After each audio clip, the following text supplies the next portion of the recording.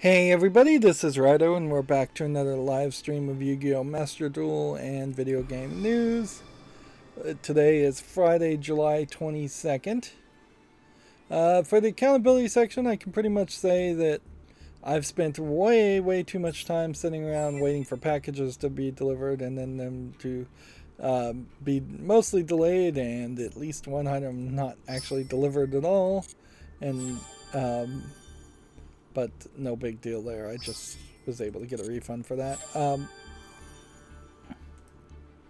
So I really haven't done anything as far as playing video games. I did actually accomplish a decent amount of stuff otherwise, physically, just outside of YouTube stuff.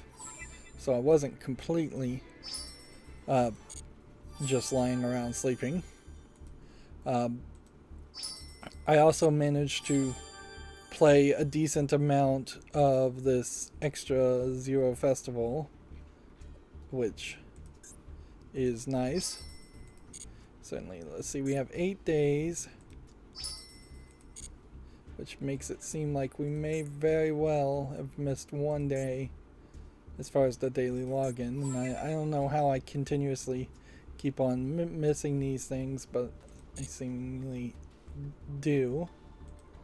And then you have a notification here. Extra festival event underway.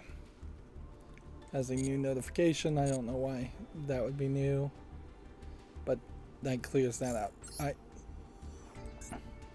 So I ran into a bit of a win streak, and so if I can continuously put in enough time and effort into playing and getting win streaks, I do think there's a decent chance that we'll make it a little bit deeper into the path of 22,000 points. But it's still very much a case where your mileage varies drastically. The good news is this yellow deck, I played it enough that I started to kind of understand what the strategy and the cards do.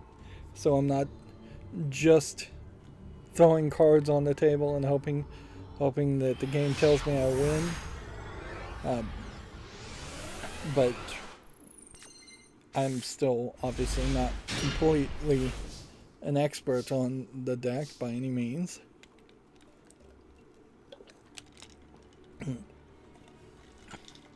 One thing I've been doing is obsessing around the Tuya, T-U-Y-A, Chinese Internet of Things infrastructure.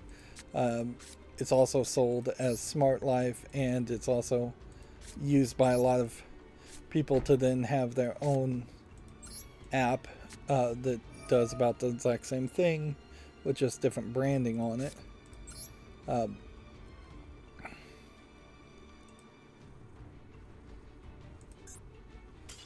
And so with that, I last year got an Xsense wireless Wi-Fi smoke detector. Arguably, everything I'm doing is on Wi-Fi when it really should be on Zigbee, but there is also, I think, just a high chance that there will always be some kind of level of backward compatibility with 2.4 gigahertz Wi-Fi, even if those networks are going to become flooded more and more as time goes on, although they may not be flooded more and more as devices slowly start to think about going up to the 5 gigahertz brand. Zigbee, on the other hand, doesn't have any of those network problems, but you need a bridge, and there almost is a argument of having a Zigbee network that is all connected only through one point towards the internet as far as security, but I don't think there's a way to make a Zigbee network with a Wi-Fi bridge, set it all up, and then disconnect the Wi-Fi bridge and still have things work.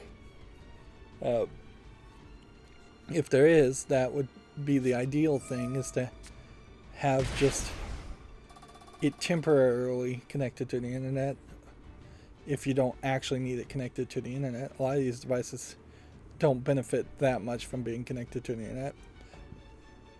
Anyways, I got one Xsense smoke detector last year just to make sure it would work with my Wi-Fi. With DDWRT Wi-Fi router, it actually didn't work, and I spent a long time having to set up a separate Wi-Fi network specifically for them with different settings.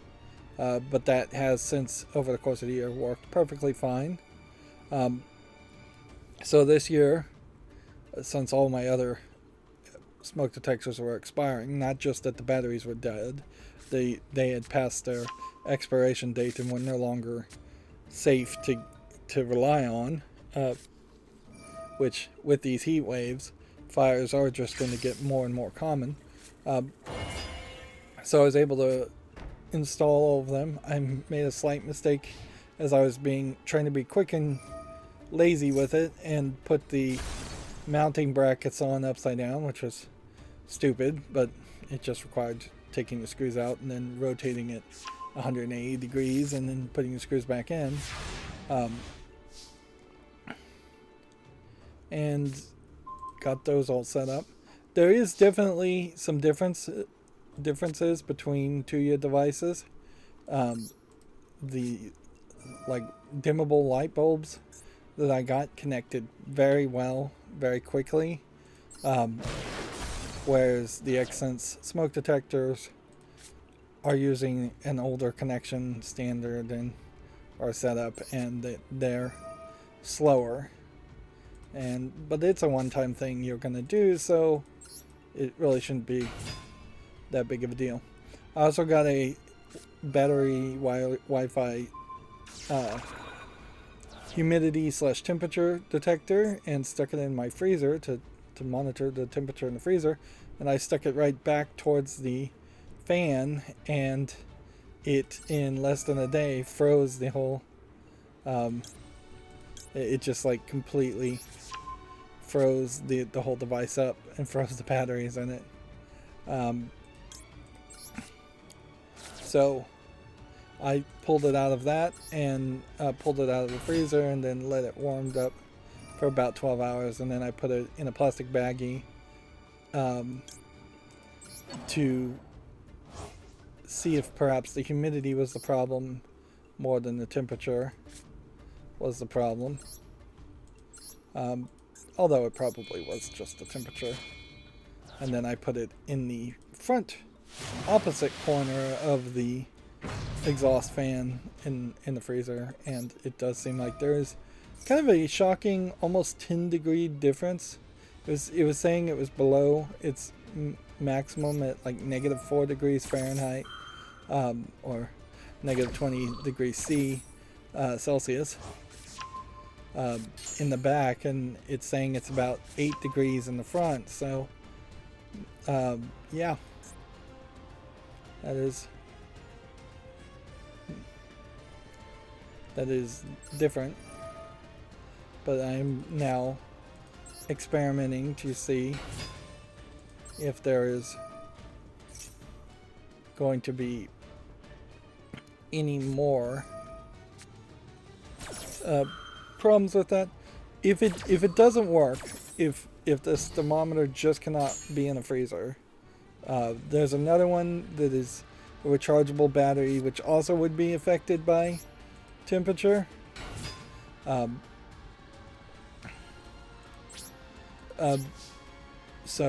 But it would have a wireless probe, so theoretically you could try to put the wireless probe in the freezer, but at a certain point you would have to basically drill and seal a hole into the freezer, and that's not acceptable. That's not something I would do.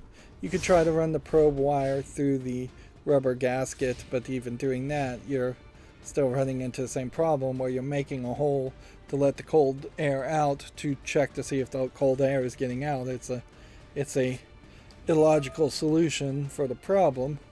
Plus, a wireless, a rechargeable battery with USB then creates this weird situation where you're going to need to find a way to run a USB cord into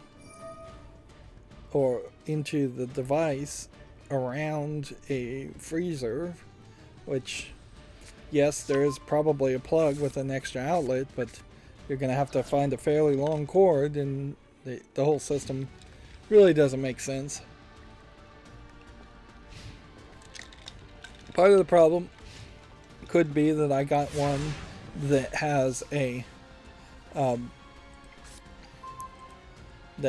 screen, and LCDs, being a liquid crystal themselves, they're not particularly great with temperature.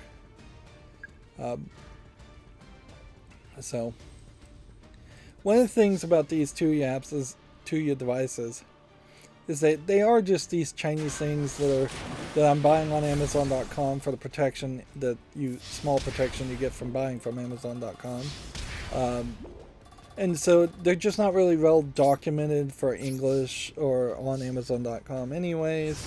There's a lot of devices that look exactly the same and have the exact same physical characteristics, but they've got different chips in them and they've got different programming in them, and they don't really bother to tell you what it's going to really look like in the Tuya app, because each device basically downloads its own web page specific to that device.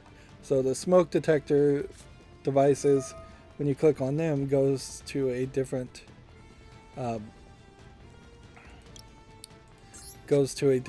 level.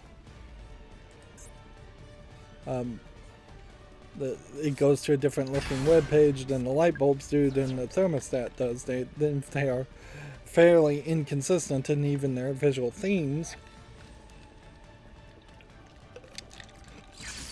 and definitely different in what they do and report back. So, but yeah, if this one didn't work, there's a couple thoughts I can do. I could put a couple magnets to it and then have it right above the freezer door, so it could sense when the freezer door is open whether the air is really, really cold right above the freezer door.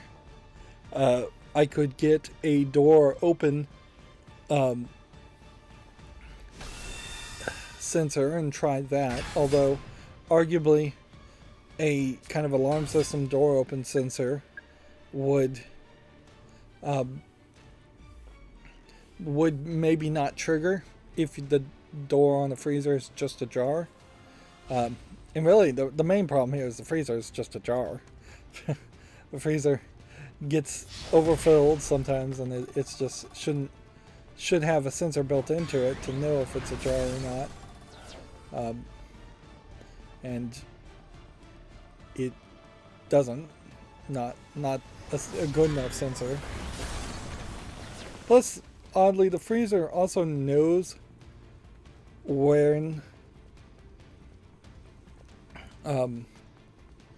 knows the temperature itself, so it already has a temperature probe somewhere built in. So if it just was a smarter freezer that connected to Wi-Fi, which I don't particularly agree with the idea of smart freezers at the moment, because none of them are particularly good, and none of them connect to the Tuya system, which I really would recommend going to the Tuya system for everything. Should try and get everything into one app. Now, there are some levels I've looked for research here as far as, like, you can't really beat the Ecobee thermostats, which have just more features and a better system.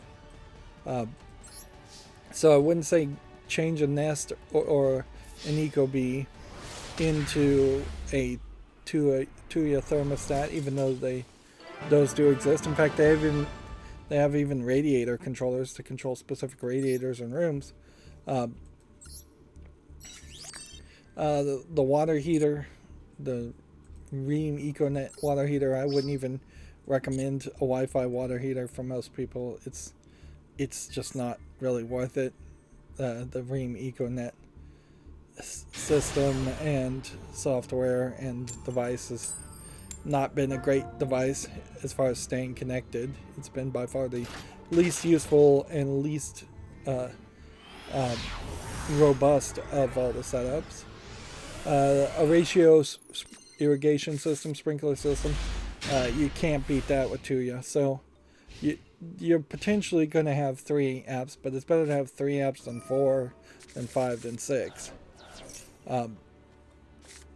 There are some light bulb socket, pan, tilt, zoom camera systems that will, for security cameras, that save to SD cards, eliminating the idea of needing a like full network video recorder. You might want to wait on that idea though, because if it doesn't support the ONVIF standard, ONVIF, it's probably not a great deal, and plus all the cameras are going to be very up and down as far as the quality of the actual image you get, regardless of the number of megapixels it claims. A lot of security cameras, most security cameras I would say, that are available are either going to be very expensive for good quality video, or they're going to be cheap for mediocre quality of video. And at a certain level, you really don't want that good of quality of video anyways, or because it'll just take up more space and be fairly useless. But I wish a couple of years ago I had known about Tuya, and I would have gone with more just having individual light bulb socket security cameras, and just have a light bulb socket effectively added 2 places, floodlights type sockets outside, instead of wiring things directly for analog wiring, which is what my system was. And that was a mistake even at that point, I'm sure. It should have probably been power over Ethernet, but I don't even think I really recommend that. Almost certainly people will start to see more talk of smart life being a thing. Not to be confused with Samsung Smart Things, which I did get a Samsung Smart Tag before I realized that there were some Tuya Smart Tags that are cheaper, both in quality and expense.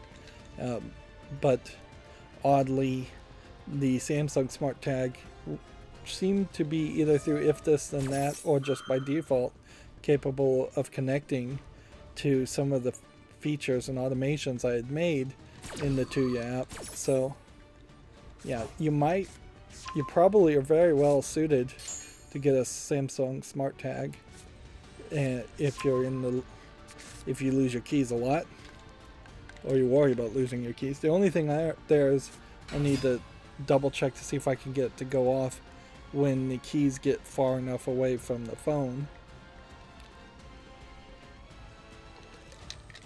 because that's the one feature you really would want, is that when you start to walk away from your phone, the keys beep at you. Not that you have to recognize that you've lost your keys and you're halfway down the street and realize you've left your keys or left your phone. Although how you'd be halfway down the street if you left your keys is questionable. You have to be careful, certainly, when thinking about the possibilities, to eliminate possibilities that actually would never happen.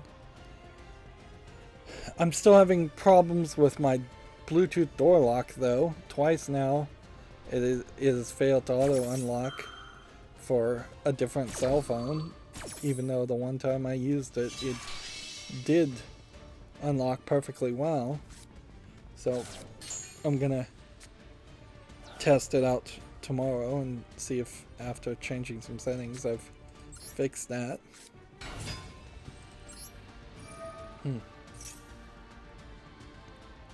But yeah, I have definitely been spending way too much time obsessing around this Tuya infrastructure of home automation, and all of it may very well like be better off at a certain point you're just locking in your decisions, whether they're bad or good. Like, I can't really justify replacing the network video recorder for my security system with a different one. I could probably find one on eBay or AliExpress that would integrate into the Tuya system, and I'd like that, but I don't think I can really justify that. And the door lock I have doesn't connect to the Tuya system, which is sucky, but also I don't think there really isn't an alternative item. There is a kind of fitness trackers and smartwatches that allegedly were made, but I can't really find them on sale anywhere. And that is true for a lot of these Tuya devices, is that they will talk about devices that were made at some point, or that, but because of the pandemic, I just don't think they made a lot of them. And all the health apps and fitness tracking apps, the integration there is slightly questionable. Yes, you could make lights come on or flash if you're being too sedentary or something like that, but you're, I think in most scenarios, better off having two separate apps between home automation and health. In next generation, almost certainly you would integrate that concept, but in this current generation, I don't think the programming or the ideas have been thought all the way through.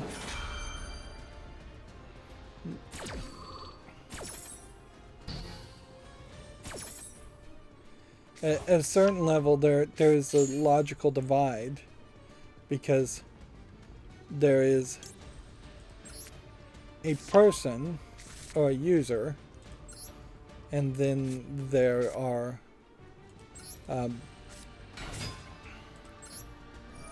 then there is a house or a location, and the automation is the automation for home automation is very much more in line of the house being a location based thing, not a single person's thing. Although this divisions there may not be as necessary as it sounds. Okay, so if I do this one, and then this one, and then this one,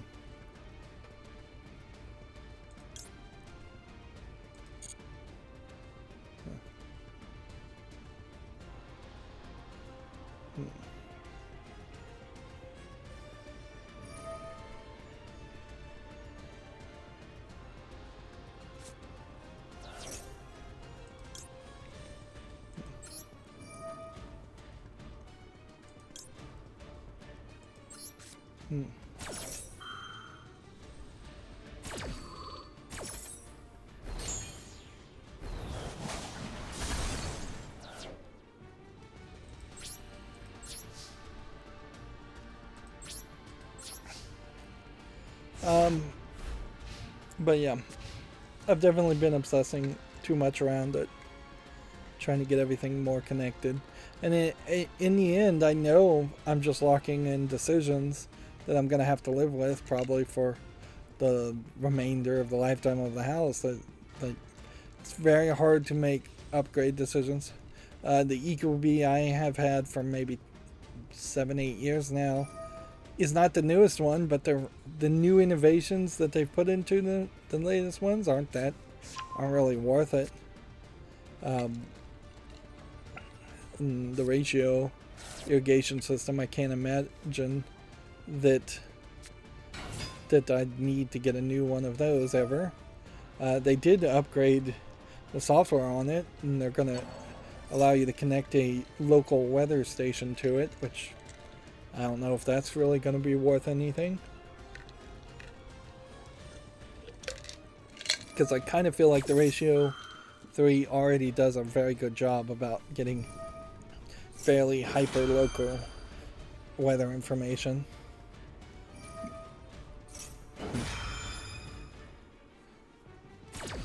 So the only thing I would like to, or I could upgrade would be the security system network video recorder while keeping the cameras the same,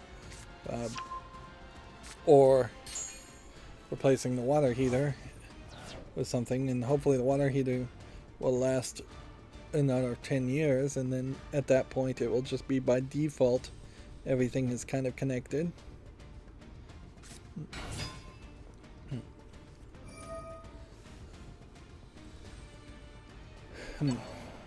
And then, yeah, there's some other stuff, small things. I definitely, going forward, anytime I think about any gadget I might want, I will definitely consider making sure it's Tuya compatible if it's going to be an Internet of Things type device. The light bulbs that I got, though, by far are the best response, and there's not the greatest of reasons to get more of those. In a lot of places it just doesn't make a lot of sense to replace light bulbs. Plus all my light bulbs are LEDs anyway, so I've got bulbs that'll probably last forever. I did find an alarm clock that's connectable to the Tuya things. That's a sunrise alarm clock. I may get that next year, which that kind of sucks because I was gonna try and program an alarm clock as a product. I don't know if I was really gonna ever sell it, but that would interconnect alarm clocks. But now at this point, I think the solution is already there. The only difference is this alarm clock is like $40, where arguably I was going to try and sell mine for, well, come to think of it, it'd probably be about $30 if I was going to try to make any decent profit on it anyways. So yeah, that project may be out the window. Yeah, a couple of my projects over the past 2 or 3 years that I was going to work on, I've just not had time for, or I've just given up on them, which that's fine. There's really nothing wrong with realizing that it's not worth your time anymore and that things have changed over the past couple of years, or that somebody else has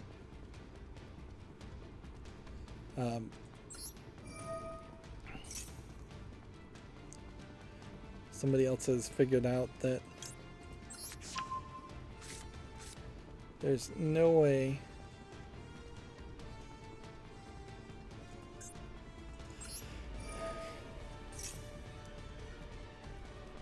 yeah, I'm kind of rambling there. Lost my train of thought. There's no way I'm going to win here, so I should just stop playing.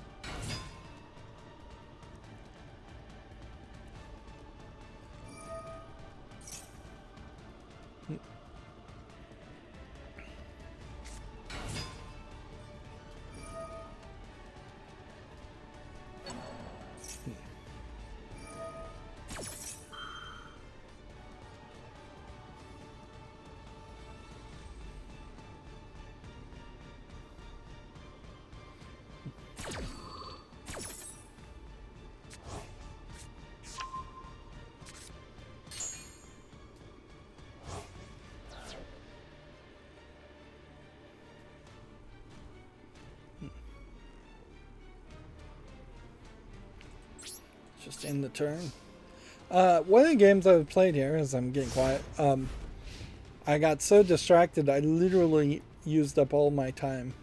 And it's a sucky experience, certainly, when you have like 30 seconds to go, and you're just having to end your turn because you can't play any further. And then when you end your turn, you're getting maybe another 40 seconds. Like,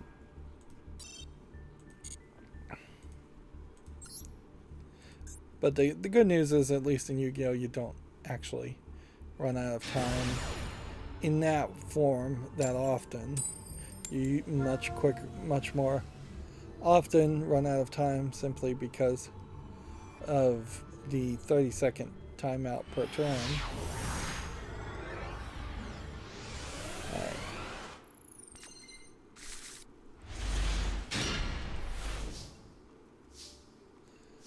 Let's see. Apparently, Marvel Snap, they really Ben Brode here tweeted out and is putting a picture of a tweet instead of a tweet here. Interesting. He put this on Discord, I guess. Earlier this week, they shipped the latest release of Marvel Snap to players and launched in New Zealand and Australia. With the release came a new monetization feature we wanted to introduce and test next this event. Interesting that they are saying they wanted to test it, because that's never the case. Even in an early access that you're just testing it, you're trying to get people to say yes to it and accept it as acceptable.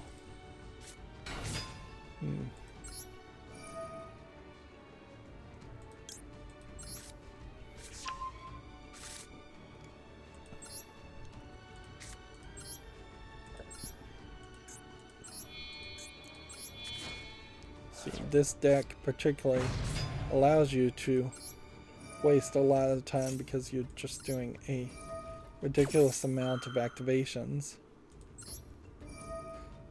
and you can't automate that. You can automate like positional placement, and while playing this festival, since you're not going to get any link summoned characters, turning off the pick the position would make a lot of sense.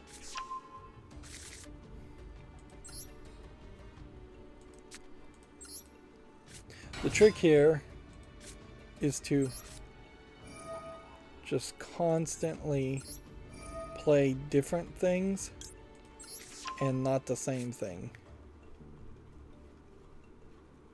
If you play the same thing, the effect won't activate, because most effects say only once per turn can this effect activate.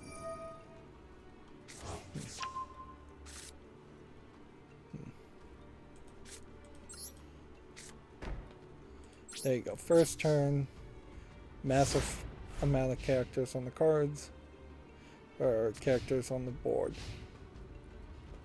Ben Brode continued, "It's clear that a lot of you are disappointed with Nexus events, and we hear you. We missed the mark on this, and internally we're having discussions around next steps, how we can act on your feedback. We're here for the long run and are focused on creating a great game that is fair and that you'll love. Stay tuned to hear more from us." Almost certainly any monetization efforts are pushed by the publisher. Now, is Second Dinner self-publishing Marvel Snap? I think they are, but I'm not 100% sure. But that doesn't inherently mean that they aren't getting some kind of funding from some other, maybe angel investors in this case, that are pushing the monetization concept. Even if they're self-funding, then Second Dinner themselves is pushing the idea that they need to make more money through that monetization effort. Which it isn't untrue. Like, they do need to make a decent amount of money for their first game to help fund any future games. I would say this is probably a case where turning Ben Brode into somebody like Todd Howard, where they become these godlike game developers who can do no wrong, or they sell their personalities that way or get sold that way, is stupid. It was stupid to do it with Todd Howard. It's stupid to do it with Ben Brode. But that has been the feeling, certainly, that he was the creator slash person who created all of the good elements in Hearthstone, while not really taking any of the blame of the bad monetization of elements of Hearthstone. And I think we're seeing here, now that Ben Brode's in charge, that's not really the case. No longer can you blame Activision Blizzard's management or the CEO Bobby Kotick for bad monetization. Ben Brode made that decision, which arguably means that we should assume that at least a good percentage of the bad decisions in Hearthstone, of which I'm sure there were more than a few, were coming from Ben Brode. And so that feels like that's a bit of a hype killer again around Marvel Snap. Although for me personally, I'm already completely out on Marvel Snap and not really paying any attention to it at all. So, speaking of out of it, Gearbox is shutting down their forums and moving everybody to Discord, which feels like everybody's moving over to Discord. I question the longevity of Discord/Discord forums compared to website forums.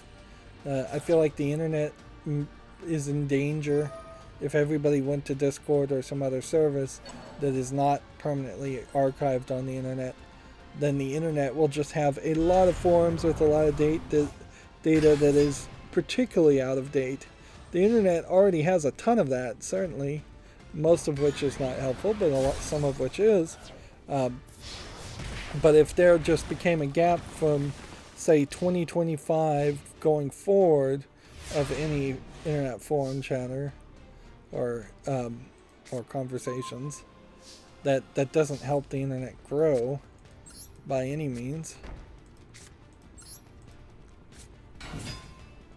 But I imagine there is benefit to moving over to Discord, since there are just so many bots and automations that Discord supports, and most forums are probably running on very old, like Apache style WordPress plugin software that's probably highly unsecure and dangerous in itself. So I could see a reason to get away from that. On the other hand, you could kind of tinfoil hat it and speculate if this is just another example of Gearbox slowly shuttering itself and losing support or just falling behind.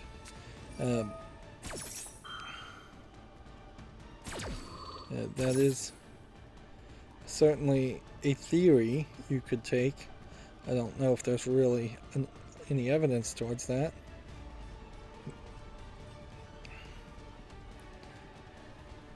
Let's see. Normal summon.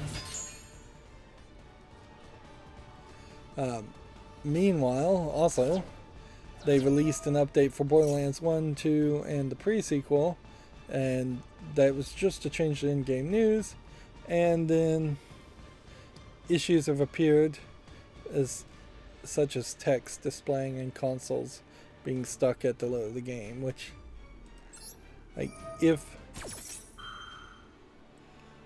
that seems like a very small change with either no code review happening. You almost have to assume that no code review actually happened for a change to the in-game news system to apparently affect things that are barely tangential to the in-game news system.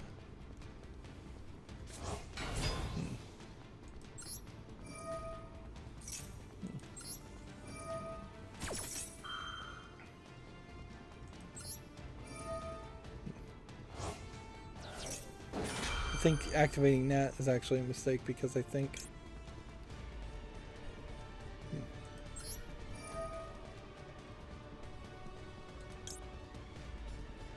Let's go ahead and do that.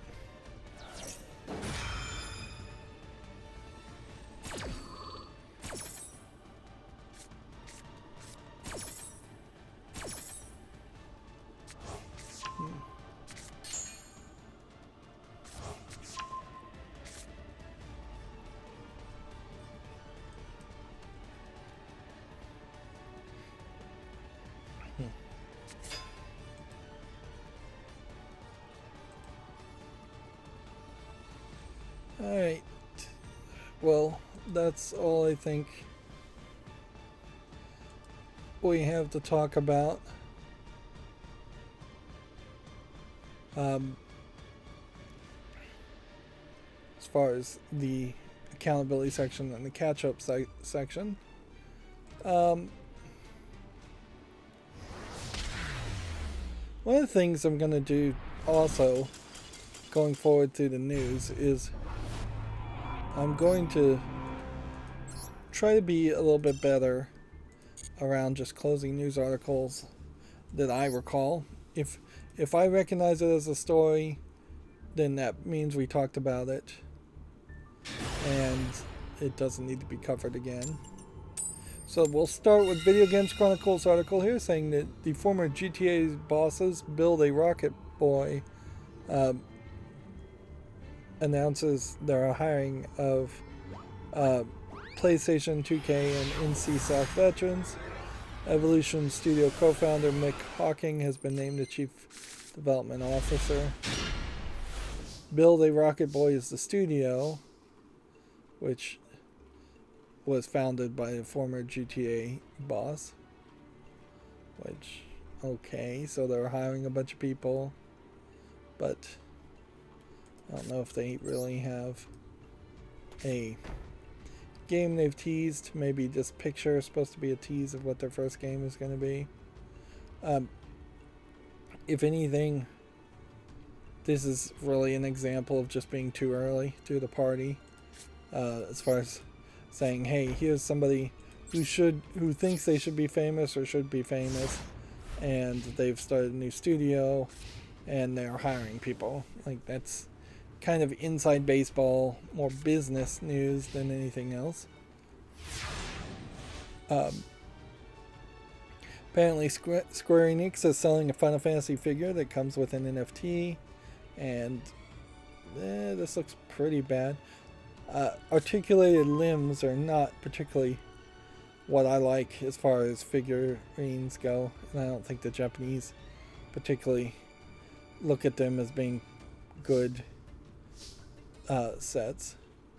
Does look like it's a fairly tall, fairly big statue, but why not pose it in a specific pose and then get rid of the articulated limbs, or give multiple arms, then you could take the arms off at different poses if that's what you want, which that's definitely how some of them come. Figures in Japan are definitely a much bigger thing, and you can get quite a lot of figures, although I would say 40% at least of all figures are also usually lewd or downright pornographic. And oddly, there's no real outcry around that either, because I know that it's just not something that is really shown to the West. So not having a bunch of slacktivists, social justice warriors on Twitter seeing the figures, they tend to never be really complained about.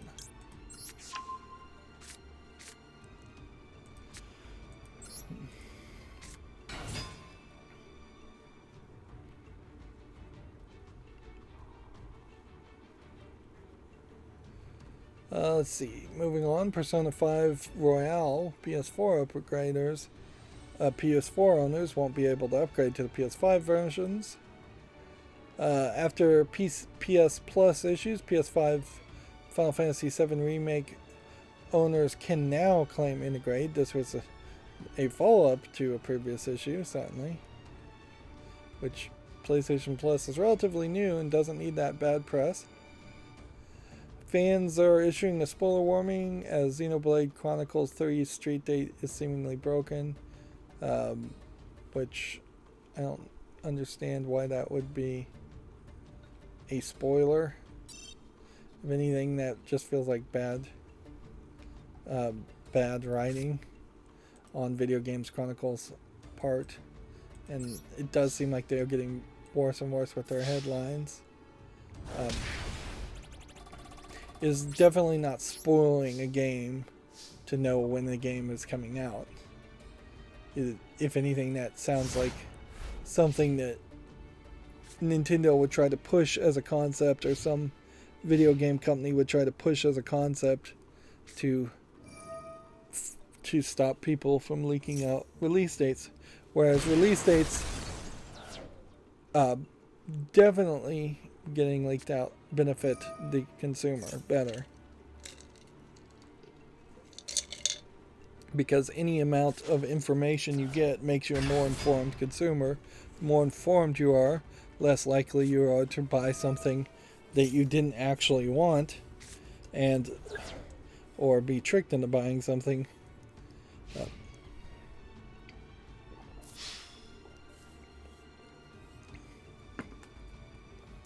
Although very few people's opinions are going to shift as far as whether or not they want to buy a game, between whether they actually know the release date or not.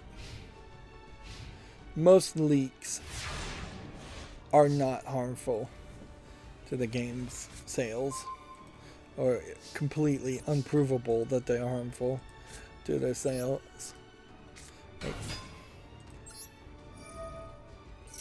Because it's all information that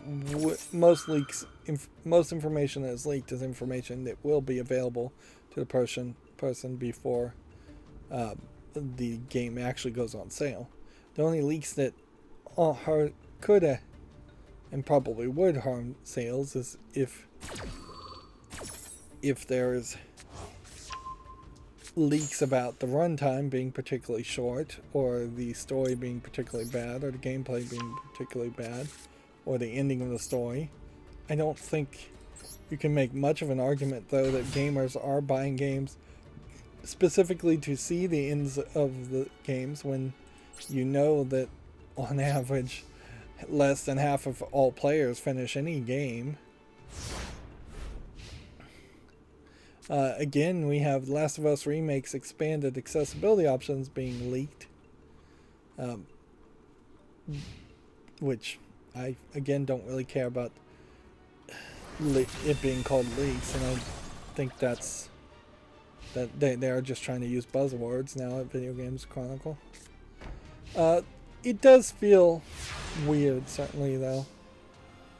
It doesn't hurt my experience to know that there might be some players out there playing Last of Us Part 1s looking this way and having a very different experience. It may be a much easier, better experience. But it does seem like at a certain point, when you have just desaturated all the color out of a game and put the good guys in blue and the bad guys in red and the items in yellow, at a certain point you're just not having the same experience, or anywhere close to the same experience that the average player would have, or people without the accessibility options on. Certainly if it was a multiplayer game and some people were playing this way and then most people were playing the regular way, and that would be completely unfair. But since it's a single player game, it's hard to complain about that. The thing to complain about, though, certainly, and I will always find something to complain about, that's what a critic does, is the fact that they are spending that extra energy to make these accessibility features and make a remaster or remake of Last of Us Part 1, when all of that energy really should be going towards a Last of Us Part 3 or a game just as good as Last of Us instead. Let's see. The Epic Games Store's next free title has been confirmed. Lawn Mowing Simulator will replace Tannenberg and Shop Titans. Lawn Mowing Simulator, I don't think is actually a game too many people would really want to play. Ubisoft has delayed Avatar Frontiers of Pandora. The game will now be released during the publisher's fiscal year beginning in April 2023.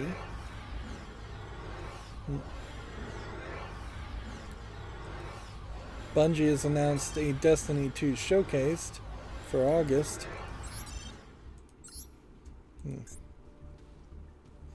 Yep.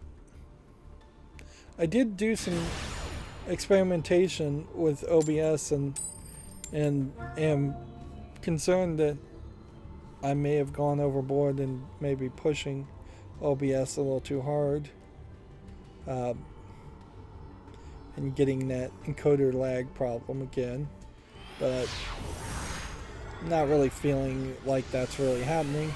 And we have never seen a network problem again since then, so it may very well be that here we are on a Friday, the network, if there were going to be network problems, I should be running into them, but I'm not.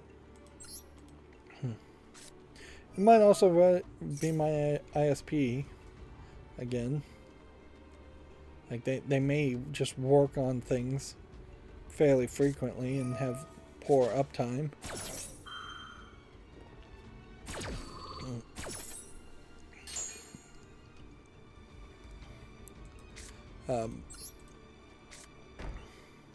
My mouse, I put new stickers on the bottom of my mouse for slides, and maybe they help, maybe they don't. It feels like my mouse battery is just a little weak. Probably need the mouse acceleration turned up a little bit more than the mouse speed. But yeah, I'll mess with that all later. I really need to get back to finishing up Wolfenstein: The Old Blood. Then I need to schedule some videos, and then I need to... I really don't have time to do this, but I need to kind of take a break. I want to take a break for some weird reason. And finish Breath of the Wild, which I didn't play any Breath of the Wild. I'll probably do some of that over the weekend.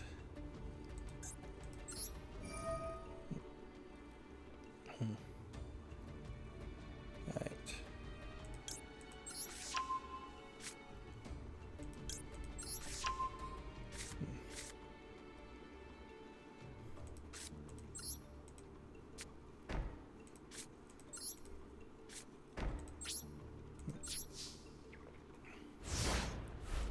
Let's continue. Ubisoft has canceled Ghost Recon Frontline, Splinter Cell VR, and 2 unannounced games. So, definitely, Ubisoft is not doing well. Although, Europe in general is not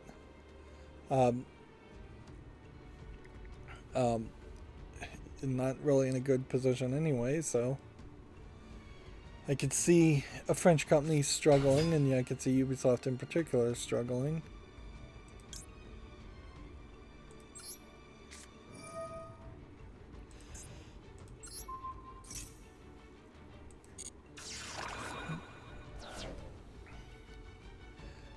Let's see. According to Video Games Chronicle, Epic won't ban NFT games in response to Minecraft's stance. Team Sweeney says stores and operating system makers shouldn't interfere by forcing their views onto others. Arguably, though, stores do that all the time, and they are Epic Game Store is not being an open marketplace where anybody can sell anything by any means. There's very few games on the Epic Game Store. I don't feel like there's been any adult games at all listed on the Epic Game Store.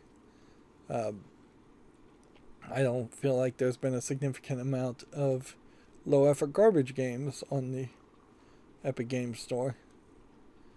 So this is really one of those great examples where Team Sweeney should have just stayed silent, or just said, we're currently investigating, keeping our eyes on this and investigating this, but at the moment we have nothing new to announce, or no comment.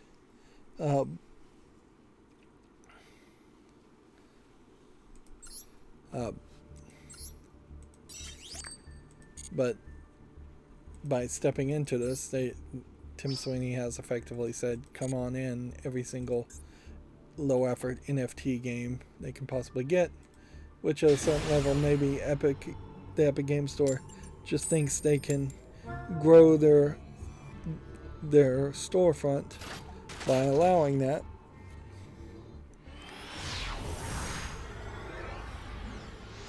Three more Super NES and NES games have been added to Switch Online. Kirby Avalanche. I can't even read the other two. Let's see. Fighter's History, I guess, is the other one. And then Dive Story 6, Imperial of Nisartia. Which I'm not sure I even really recognize Kirby Avalanche. I'm not sure I could. It's a Puyo Puyo Match 3 game, I think.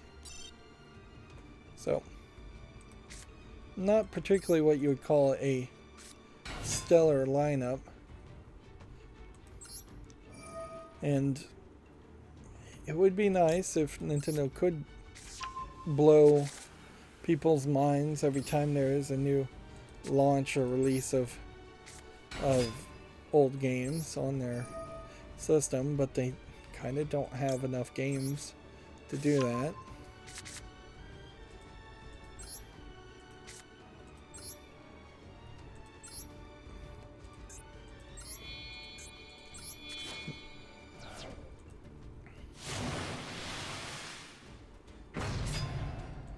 So, yeah.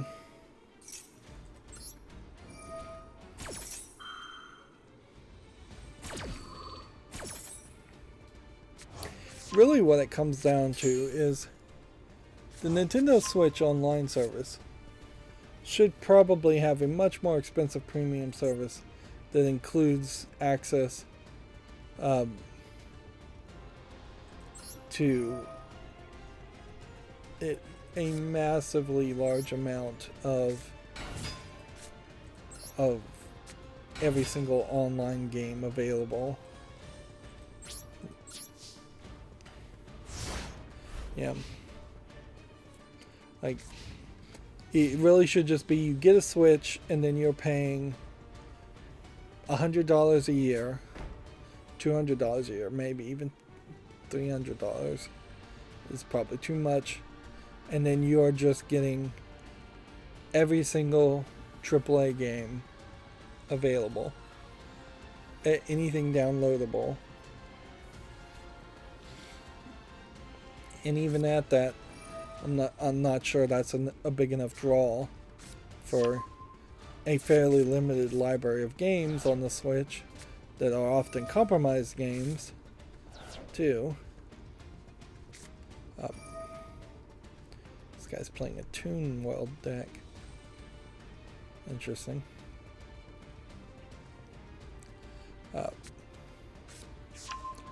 Moving on, Naughty Dog has released an official Last of Us remake gameplay after, quote, hurtful leaks, which definitely they are pushing a narrative, and I have to say Naughty Dog must be the one pushing this narrative, because you wouldn't use a quote otherwise. Let's see, the Multiversus Notorious Tailspin move may be getting nerfed, which if it is notorious amongst the what I suspect is small population of people playing it, I would assume it is notorious because it's unblockable or close to unblockable. A Resident Evil Village DLC trailer shows off a playable Lady Demetrius.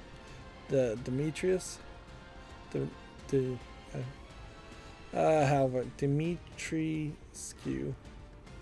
Yeah, I guess that's how you pronounce it. Which, okay. I mean, she basically was the character everybody was talking about and obsessing about, so it would make a lot of sense to have a spin-off DLC where you play as the bad guy. I don't suspect that means that at some point in the main story she actually switched sides and was became a good guy.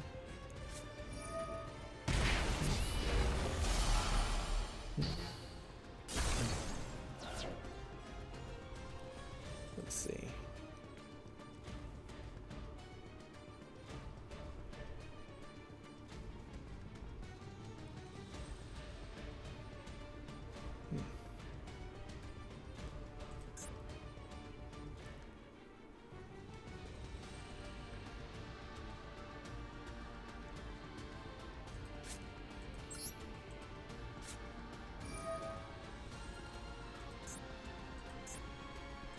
I think you gotta destroy Toon World first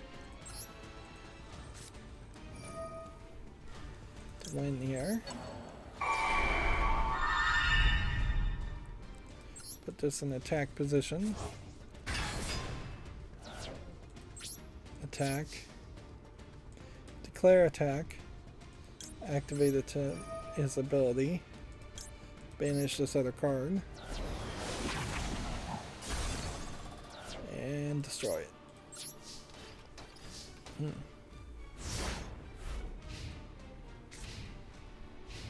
Apparently, also in this article, it says the Resident Evil Reverse, which was delayed, is coming out October 28th.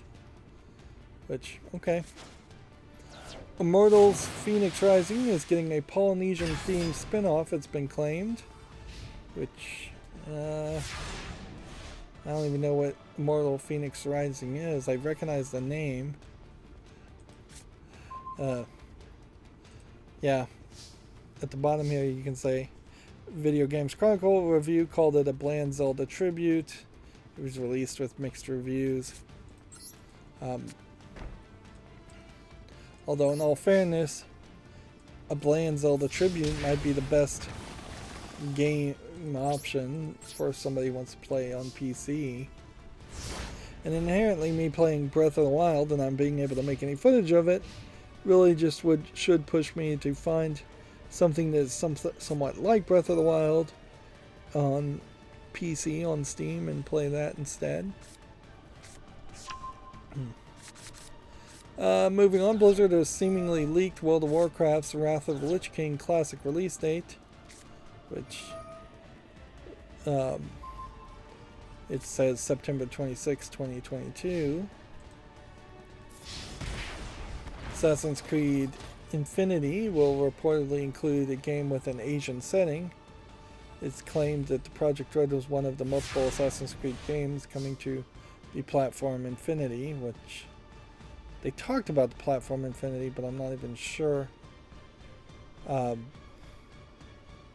if they gave any details as to what that actually was going to be. If anything, it kind of feels like what Platform Infinity is going to be is a kind of interconnected single app, which the Assassin's Creed multiplayer games have always been kind of single app things, separate app things, where they're launching completely different engines, completely different programs.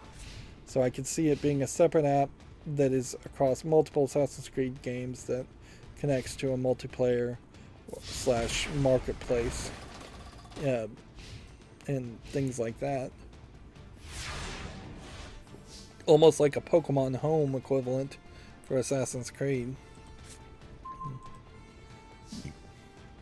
People have very much long wanted there to be an Assassin's Creed with ninjas, effectively, because in a lot of ways that is all Assassin's Creed has become. Or at some points, ninjas make a lot of sense, and they have fought against that because there's always been and always will be too many ninja games in the first place.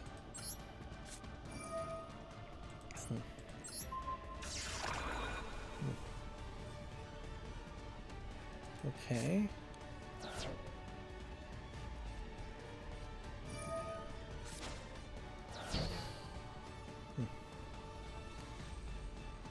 Well, that worked out very well for me.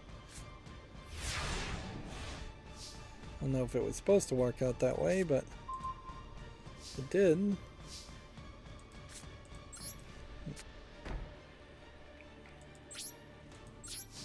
Of course, I'm really struggling to get this last 600 damage. Let's see, Diablo 4's beta has reportedly been added to the Battle.net launcher. Signups for the beta opened earlier this year. That's funny that it would be added to the Battle.net launcher when I thought they were getting rid of the Battle.net launcher, but maybe I'm thinking of a different launcher.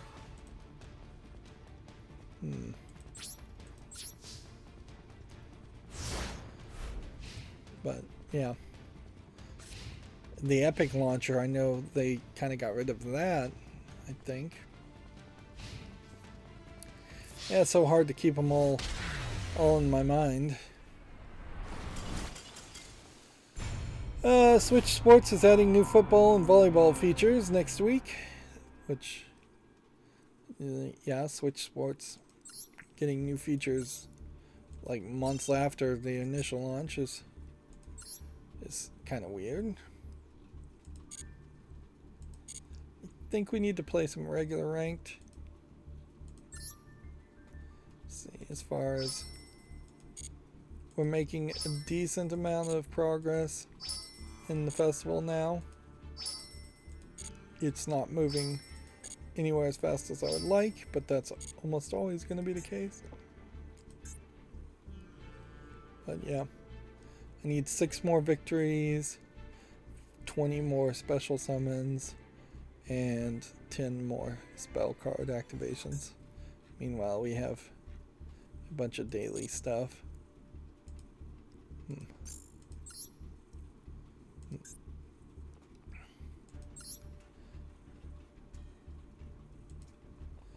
Let's see.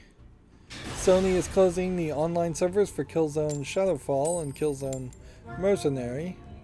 So, if Sony was going to make an announcement that they were shutting down servers, why not announce that at the same time that Ubisoft was announcing it, or announce it at very close to the same time?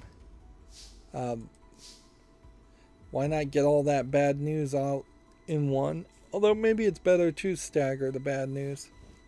It is still probably an example where there isn't actually any good news to say, so you probably should wait till there is some good news to say before you put out the bad news. This one is actually going to work fairly well.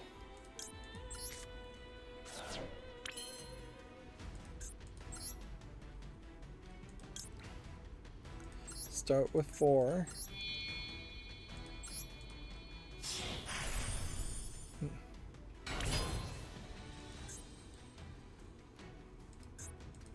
And then probably needs to be 3.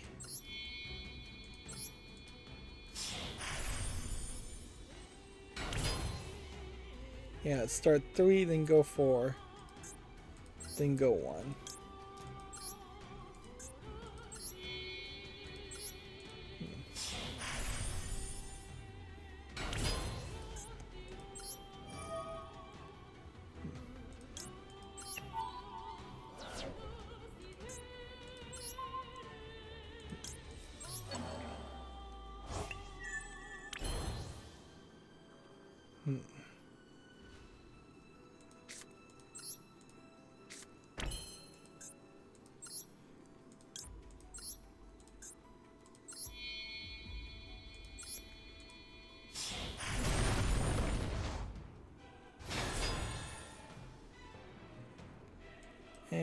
we're good.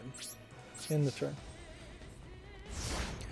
Video Games Chronicles says Gran Turismo 7's next update is adding 3 new cars.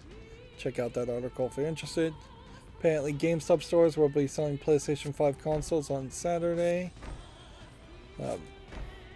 Ubisoft has reportedly delayed the next Assassin's Creed game to spring of 2023. It's crazy that they're still kind of using these as images of the Assassin's Creed when that's not really what the Assassins are depicted as for the majority of the time, because they changed their outfits based on the time they're in, and the origins didn't really look like that much.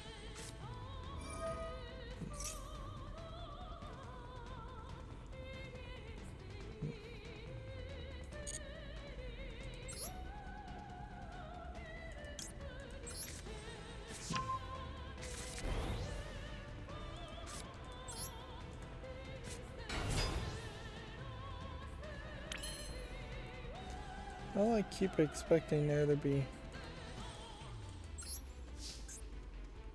something that was going to happen here, but well, seemingly he has no activatable trap.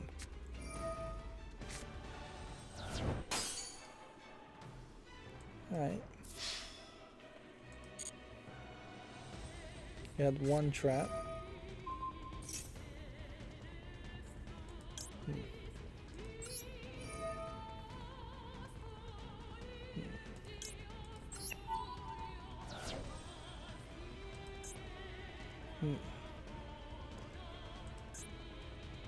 Do I want to destroy my own monster, or do I want to counter? Destroy the card. I think the safe move is to destroy your own monster.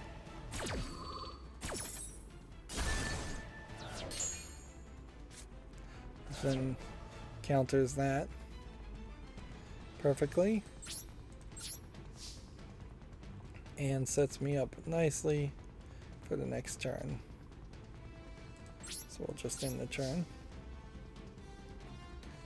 Alright, now we're going through the Gematsu articles. Dragon Quest Treasures further details the story, characters, and gameplay. This is yet another one of those Dragon Quest games. These characters seem to show up in a lot of the Dragon Quest games, even though I kind of know that there are multiple characters in the Dragon Quest universe, so I'm somewhat confused as to why they seem to overemphasize those two characters. It may not actually be an overemphasis as much as they just are talking about the same game over and over and over again, which is also very believable.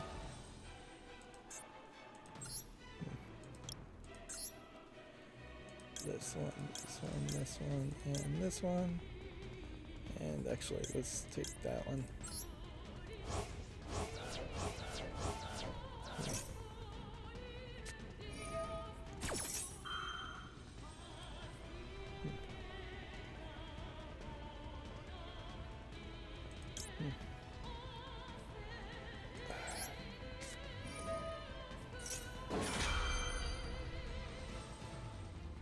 So now what we want to do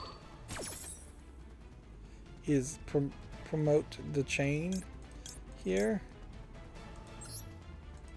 So I want to get ahead of this card activating, which says I can't special summon.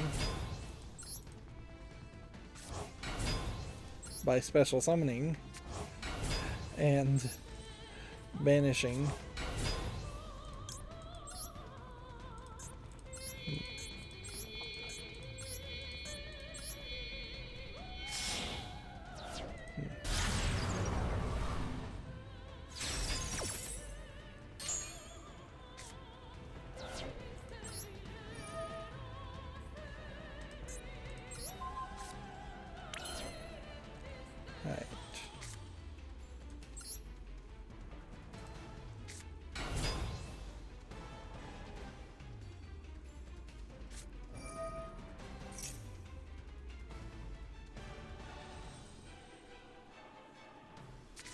Hmm.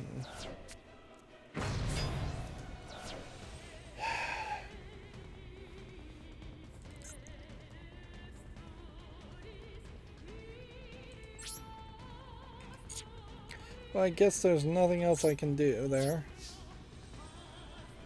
He's got this card.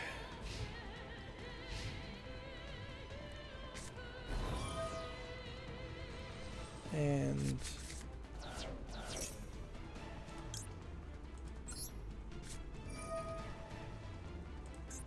we'll just cancel his ability. And hopefully that will cancel this too.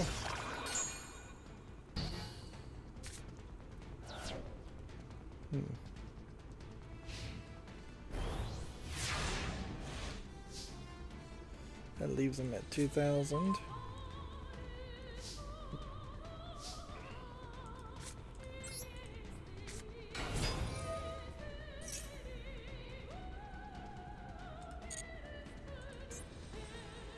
Should have enough cards here.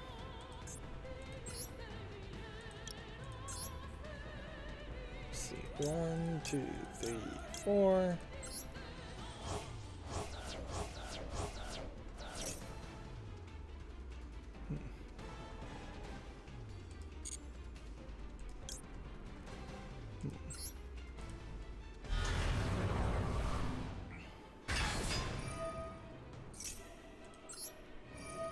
Now my effect will activate before his effect.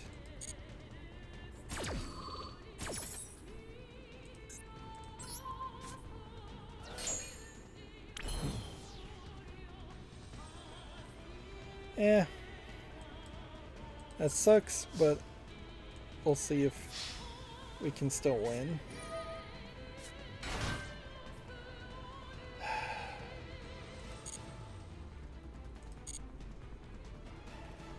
Okay, nope.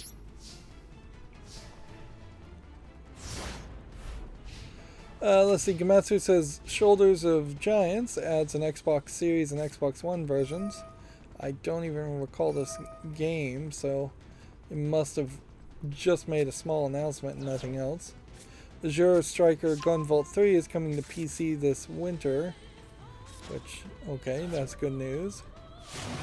The Legend of Heroes Kura no Kisekai 2 Crimson Sin details several more characters if you want to check that out. I think starting Wednesday, I probably won't start Monday. But I think starting Wednesday I will toggle the switch as far as adult content. Probably should give it another couple weeks, but yeah, the danger is very high, certainly, seeing these adult content games. As far as causing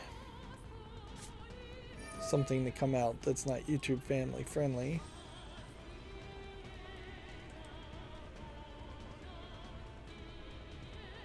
Let's see, we have pizza delivery bagel. There's nothing here.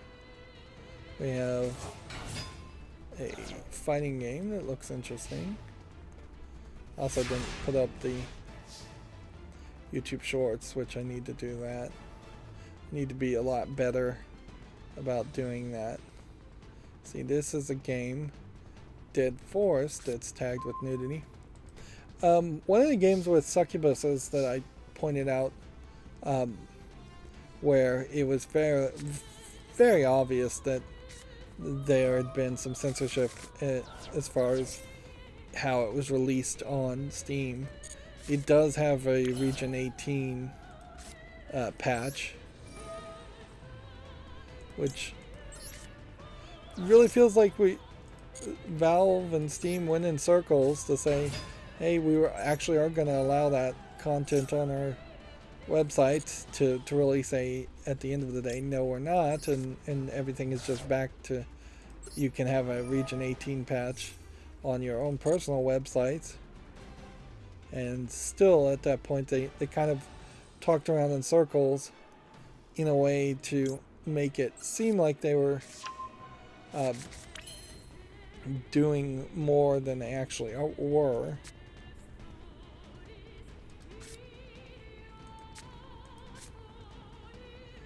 I've got nothing here.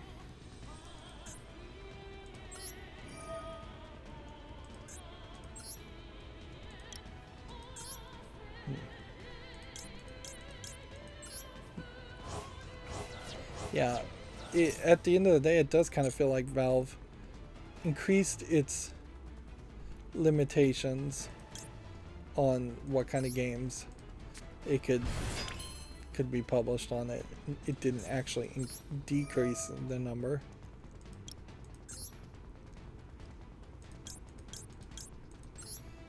And they just confused what they were saying was just different from what they eventually did.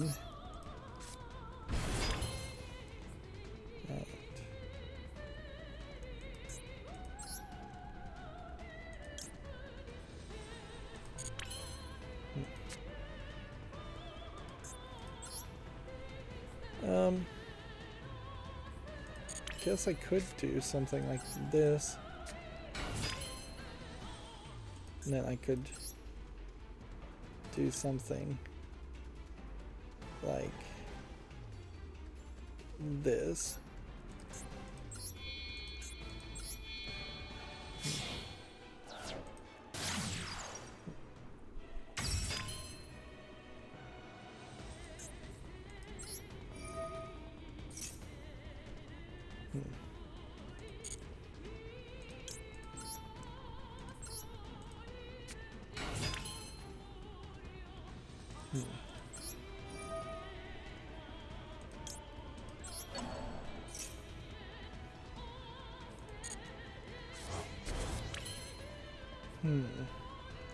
Got it.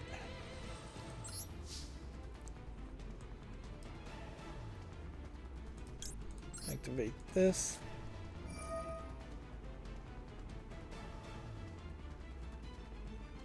And which card I was gonna send this one to the graveyard. And then I guess I'll have to send one of these to the graveyard too, which is fine.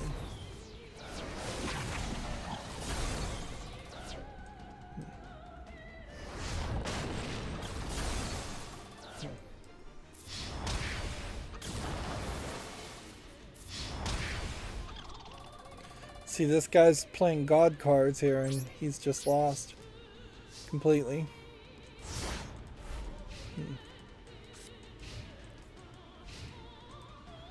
Well, this game, Dead Forest, is a kind of anime art style, guy on guy, wolf guy on wolf guy game. It says it includes nudity. It's free. It has 18+ patch. So, oddly though, the actual game is not available for purchase. And the languages it supports is English and Russian. So, no, not really an Asian game, even though it's trying to ape that style.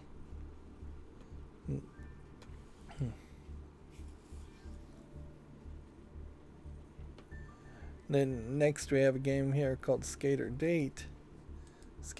Date, which is a visual novel / rhythm game, it says. I think it's mostly visual novel. Not quite enough visual polish in it to interest me, and honestly there's probably a lot more that needs to be done as far as visual novels to interest me at this point. Let's see, Mushroom Musical seems to be a platforming game of no interest. Here we have a word game, it says, but all I'm seeing is anime characters. And this is a cheap Chinese game that says it supports English, so that's why we saw it. Which I guess that we will still see that on occasion enough to make it to point out every now and then when there are cheap Chinese games. This looks like this is some kind of typing game. I kind of am always looking for a typing game, but I don't know if this is quite what you would want. It seems to be a little too bland for what it should be. Like, typing games inherently are going to be boring and more educational than entertainment, so you're going to have to bend over backwards to try and make typing games make sense. This Tesla Legacy doesn't really seem like it's showing much. There's an adult game called Boxing Queen, which is 3D models of kind of, for lack of a better term, I'd say Chinese, Asian women in a boxing bare knuckle boxing while wearing kind of lingerie, torn up clothing. At least one of them is. The other's wearing kind of a suit, and it is again tagged with sexual content and nudity, although the screenshots are not really showing that. I really oddly don't have a lot of interest in a boxing game that is actually a boxing game and not a punch-out rhythm game. I also think you're missing the mark here. If you're trying to do foxy boxing or mud wrestling equivalent, bare knuckle boxing with two lady characters seems to be not really what most people want to see. There's only a small percentage of people that actually want to see women bare knuckle boxing and potentially bruising and breaking nose and busting their face and busting their lips. Like, very quickly, if that was happening in the real world, someone who would start out relatively pretty would look pretty awful as far as cauliflower ear and bruises and cuts and all of that.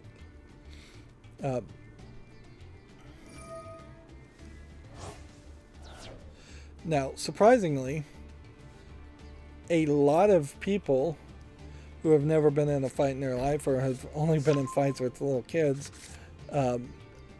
are really surprised to find how much they enjoy going 3 or 4 minutes in a boxing round, men and women, but also that would be doing it like once a year at most, not being a professional boxer doing it all the time. And it would be amateurs against amateurs, who not people that are training to try and knock people out. Even then, though, you want gloves, and it really should be all in good fun, not professional.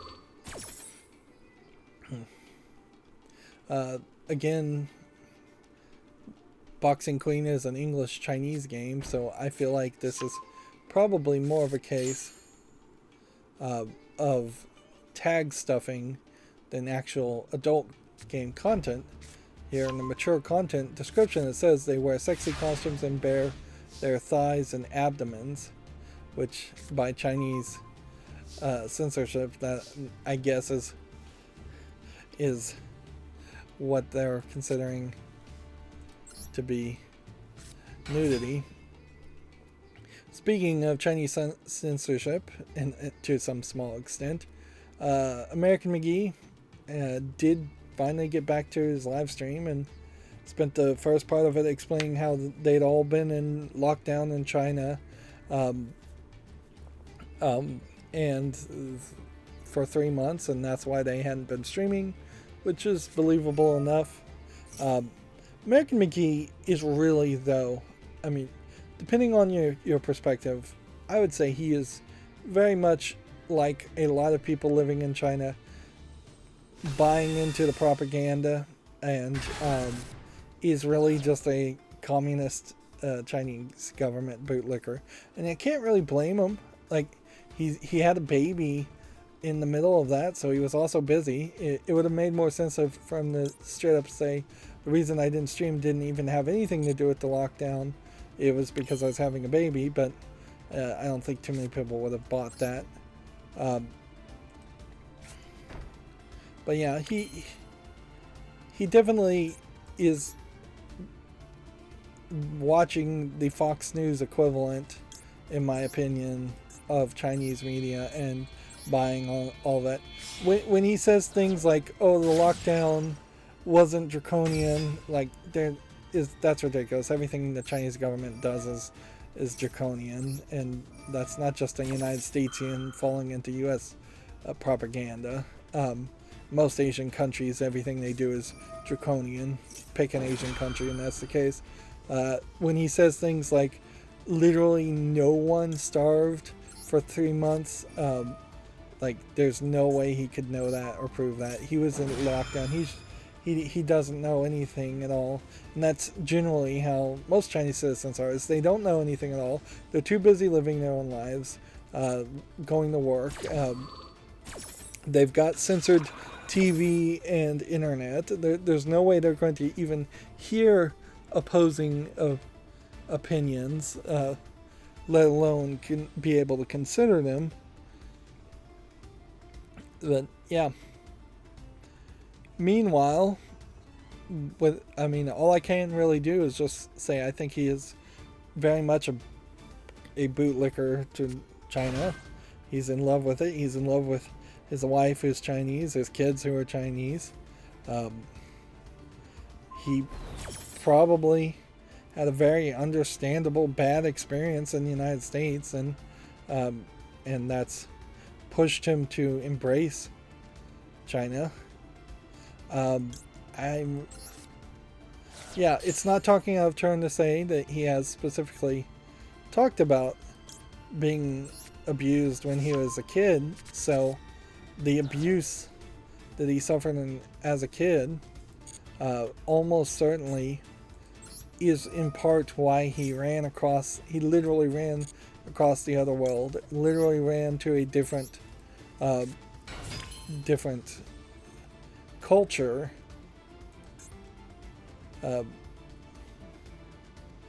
So it isn't super surprising that he speaks and thinks the way he is. It is coming from someone who's just not objective, really, as much as anyone can be objective.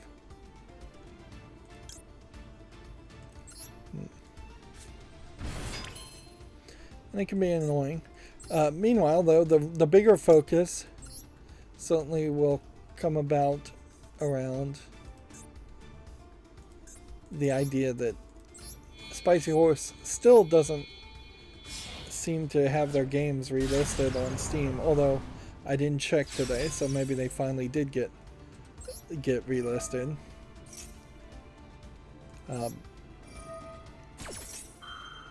And Spicy Horse as a company still very much feels like they are trying to sell their plushes, and only their plushes.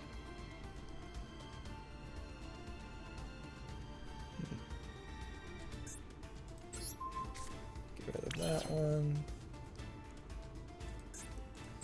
Activate this.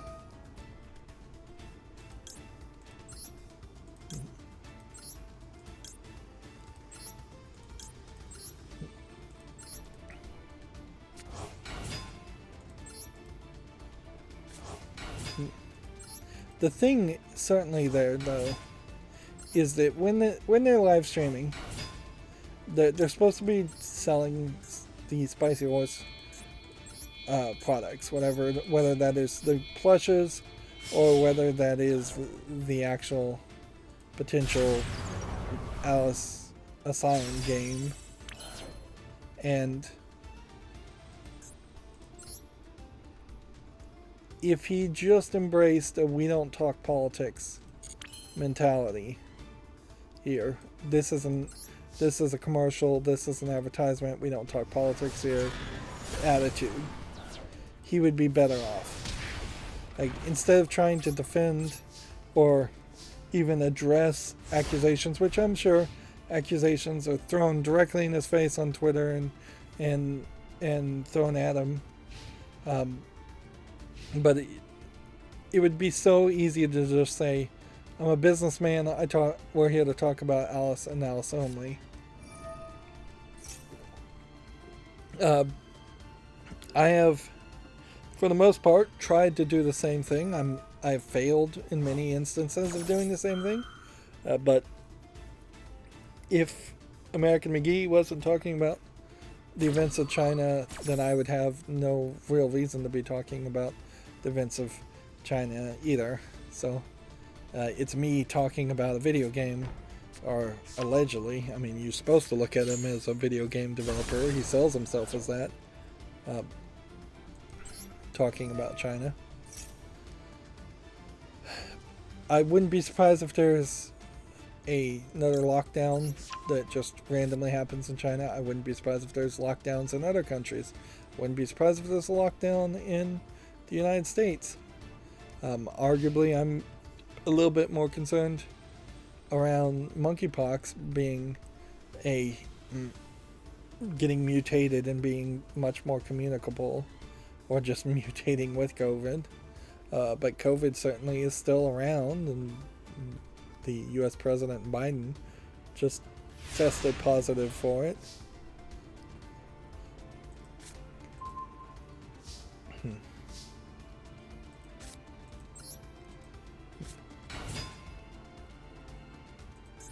Let's see.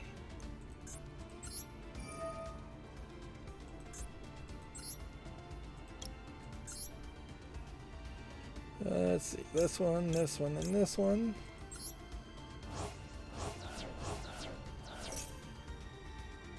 Bring this to the field.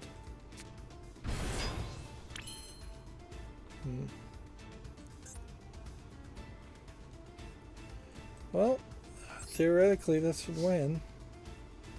Unless he can turn it around on me.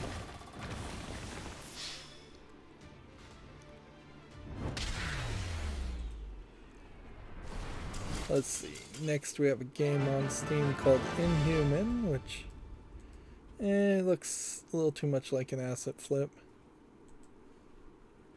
Yeah, we have a game called Since Midnight, which I feel like I'd already seen this.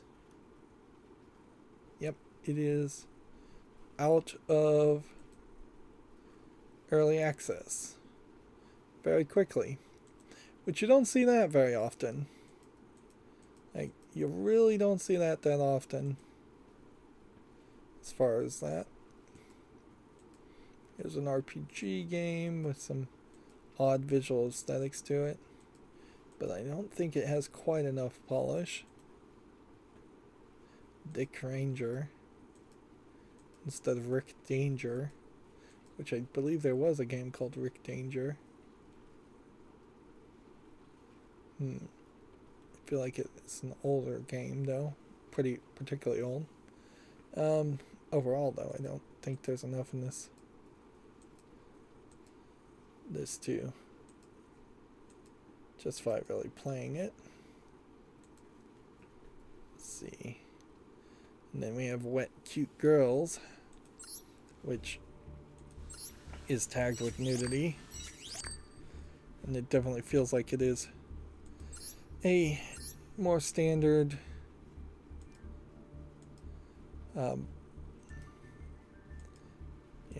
more standard slide puzzle game. One of the screenshots is pornographic. The art style again is more Western than Eastern, or at least it's not the Moe art style. So, yep. The ratio as far as adult games that are made in the West versus Eastern adult games still seems to be very, very high for Western adult games listed on Steam. Which does not make sense unless I'm just wrong. Unless every single adult game I see announced on Gamatsu is wrong, and there aren't that many adult games, which arguably that may just be the case, is that between changing feelings on what kind of adult games they're going to make and just slowdowns through the pandemic, maybe adult games have just over the past couple of years stopped being made as much in Japan. I have a hard time believing that, but yeah, it's not like I can off the top of my head think of 5 adult games that have been announced in the past 6 months, even on Gamatsu.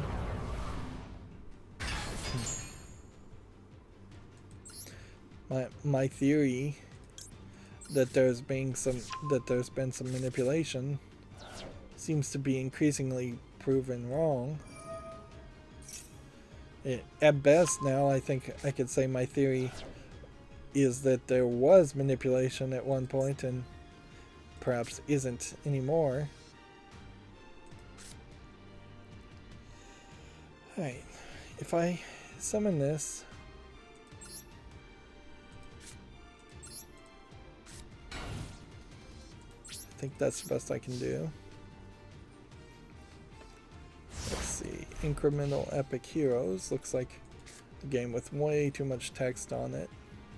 Really feels like one of those Chinese games with way too much text, but it actually only supports English. Control Alt Ego. Looks like it is a asset flip shooter.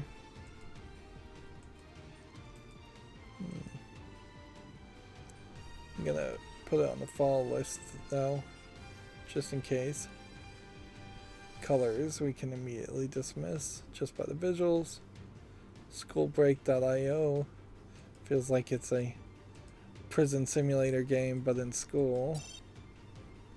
Might be something to that.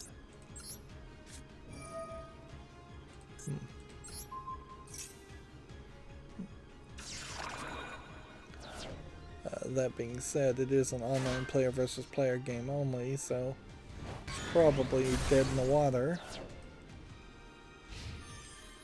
Live Waifu Wallpaper. It's another game / live wallpaper that is heavily pornographic. Yeah, some of these I'm saying are pornographic just because it's a nude person. This live waifu wallpaper literally is showing genitalia in the act of penetration, so that definitely falls under the actual definition of pornographic instead of just a colloquial definition. And I will say live waifu wallpaper is trying to feel, again, more Japanese, but it only supports English, and the characters still are not really what you'd call the moe art style, or looking like they were animated by actual Japanese animators. We have a game called Nero, which looks like it's a run around the forest and shoot people game, which is on the follow list, so I will leave it on the follow list.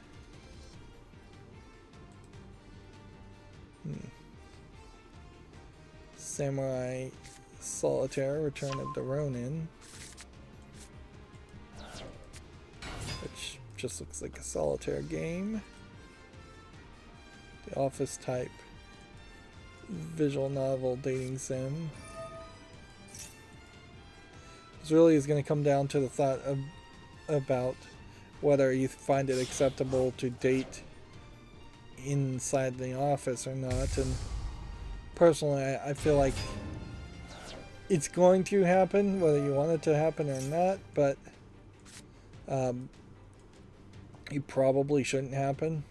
It's going to cause trouble. Any relationship is either going to end in death or end in tears. So, any romantic relationship will.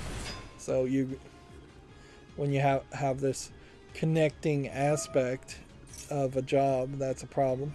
Of course, it's way worse to have a connecting aspect of a kid and then have your relationship fall apart. But yeah, I wouldn't really think that it's a smart move to date people in your office.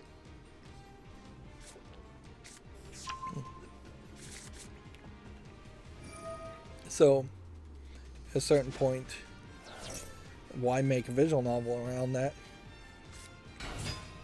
On the other hand, you could say, well, a significant amount of visual novels have high schoolers or middle schoolers in Japan dating, because that's about the only time they would be expected that they could or should date. And the Western world is just terrified of telling a story like that.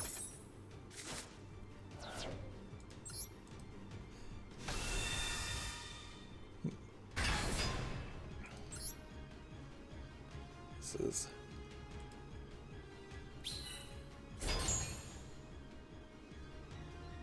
is gonna beat me so terribly. I should have put it in defense mode. I should always put it in defense mode.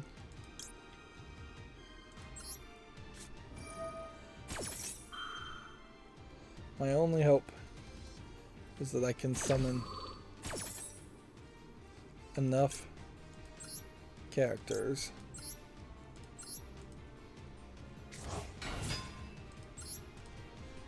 which I can't.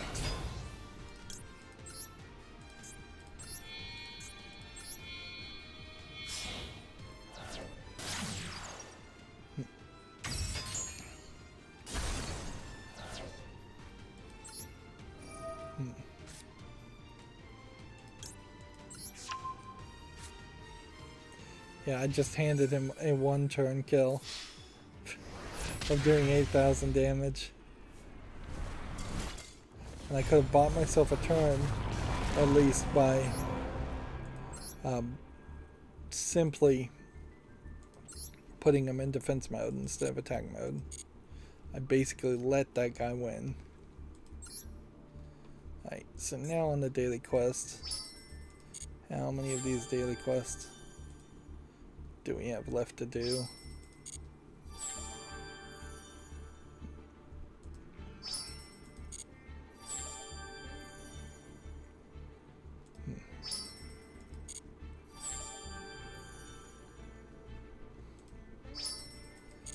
Yeah, declare an attack 2 times and then play in solo mode, which means really I should just go into the festival. Let's do a spectate live since we need to watch that, and let's start going through the remaining of these games. Here you have a senpai.io, which is just another spin on itch.io, which at this point that's not anything. I'm really questioning why there is just now this case where I'm seeing games that don't have a coming soon or a price listed. Maybe Steam is having some trouble. This looks like a Monopoly but set in a space theme, which doesn't look like much of anything. That Which is Lost looks like an RPG Maker. You know, arguably we haven't seen a lot of RPG Maker games in the past couple of months either. And then here we have another adult game. This time a Pictocross game called Coloring Game Girls, which not a bad thought really, because your focus there is on the picture, and the picture is getting better throughout the process, a little bit better than even a slide puzzle game is. The girls are a little bit pixely in the game, I will say that, but they don't look terrible. Again, it's different colored hairs, but still not really what you call modern anime moe Eastern style of characters. It is definitely, at best, you're talking an animation style that is somewhat similar to 70s anime at most, and at more accurately, it's probably just not related to anime at all because they are just pictures. Uh, yeah. If every slide puzzle game was replaced with a Pictocross game with adult characters, I think that would be a step up for the genre of adult game content. As far as all this Lifetime stuff, I guess I'm just slowly chipping away at this, or I'm not making much progress at all around this. We still have quite a ways to go as far as Duelist level. Here we have a game on Steam called Dead Train, which looks like it's an asset flip survival zombie game. As land uncovered. Looks like it might be something. But it's coming soon, and at this point, coming soon don't need to be spotlit. Here we have a game called Banish, which might be something. Is this multiplayer or single player? That too is coming soon, so we'll put it on the follow list. More and more, everything is just going to be coming soon. Let's see. Let's go through some of the Gamatsu articles again. A cafe-themed reverse tower defense RPG called Affogato has been announced for PC, which that is quite the description, so I kind of want to see how that actually plays. For a second there, I was thinking that the way it would play is that there would just be a tower. The tower is the barista counter, and the enemies that you're trying to get to go away are the customers at the cafe, and you're just serving coffee and drinks.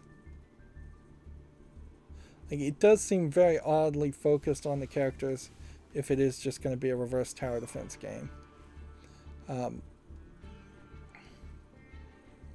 I guess what they mean by reverse tower defense is that you're controlling these 4 characters going through a tower defense puzzle level or of some sort.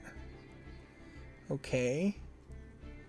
I guess that makes some sense as to how you would play. If anything, this really shows the disconnect between visual novel developers and game developers. That was the reverse tower defense concept here seems very disconnected from the visual novel concept, and the attention and the visuals are definitely being put on the visual novel concept. A romantic mystery visual novel called Maizen Tantai, The Protea Cases, has been announced for PS4, Switch, PC, iOS, and Android. It is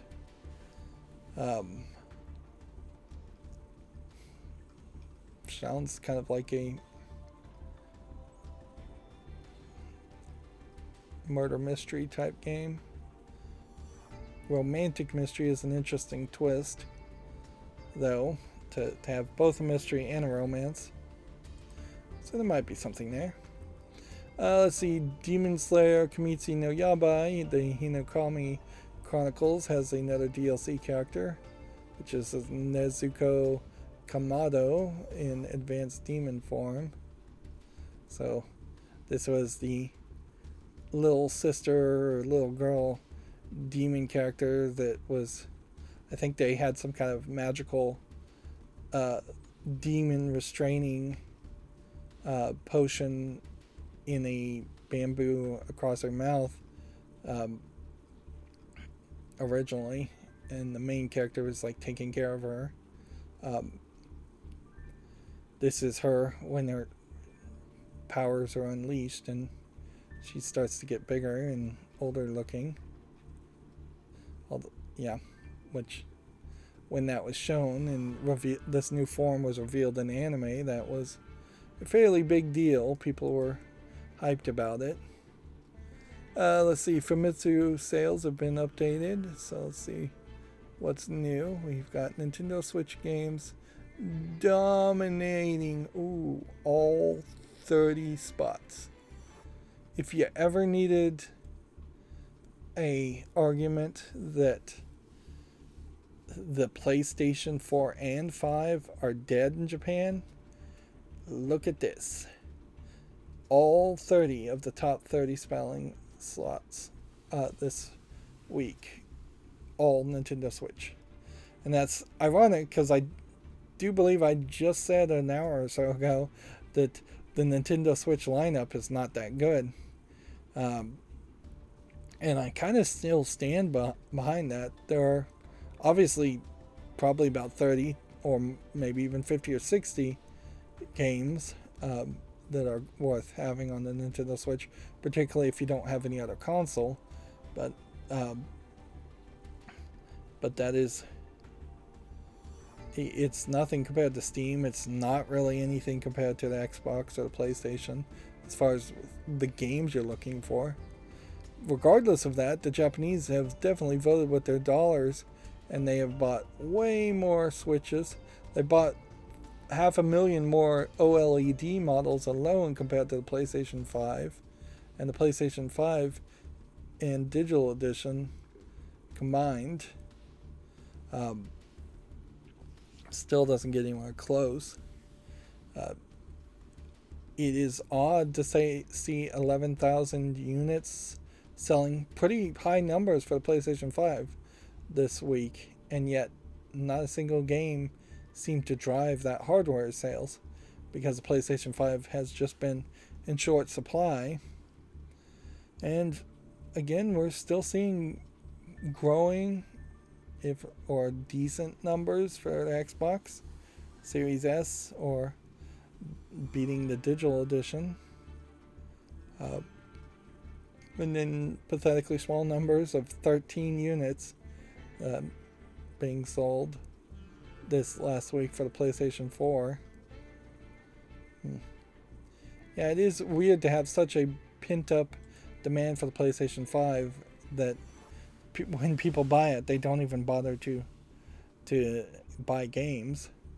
I wouldn't be surprised if a significant amount of Japanese gamers out there have bought PlayStation 5 games or had PlayStation 4 games already in box, unopened, just waiting to get the console.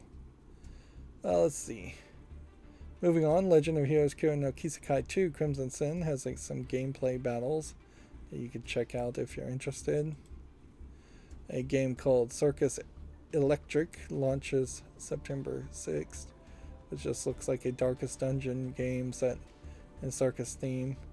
I have not gotten around to playing Darkest Dungeon, and I should. And if anything, there are now such a large number of clones of what you would call Darkest Dungeon games that it probably would make some sense to play a couple of them in a row. Although in practicality, playing Darkest Dungeon is going to take a lot of time, so I should probably play that, then take a break, then come back 6 months to a year later and play a clone. Let's see, a game called Dragon Ball: The Breakers launches October 13th in Japan, October 14th worldwide, which looks like it's just another Dragon Ball game. I don't know if there's anything particularly special that you can say about it. Maybe some kids jumping around in time, revisiting the events of Dragon Ball. Some new characters for the game, or new characters I haven't seen. That would be my wild speculation based on the screenshots. Teenage Mutant Ninja Turtles The Cowabunga Collection launches August 30th. And that's for the Switch. It's probably a decent buy for anybody who has some fandom around the Ninja Turtles. Since the majority of those are going to be emulated old games anyways, Switch should probably be fine. Of course, since it is emulation, most games that do have some kind of emulation, probably you should wait a little bit longer and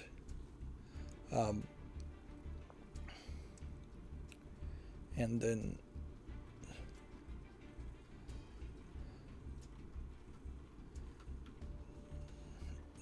probably should wait a little bit longer and make sure that the games are emulated correctly. Sorry, lost my train of thought there. SD Gundam Battle Alliance demo launches July 22nd in Japan and Asia and July 29th worldwide. A season pass has been announced. Komatsu says Hard West 2 launches August 4th. If you want to check that out. A Destiny 2 showcase is set for August 23rd. Avatar Frontiers of Pandora has been delayed to fiscal year 2023. A Inazuma 11 Great Road of Heroes title has been changed to Victory Road of Heroes with the latest details. Which Inazuma 11 is a soccer anime.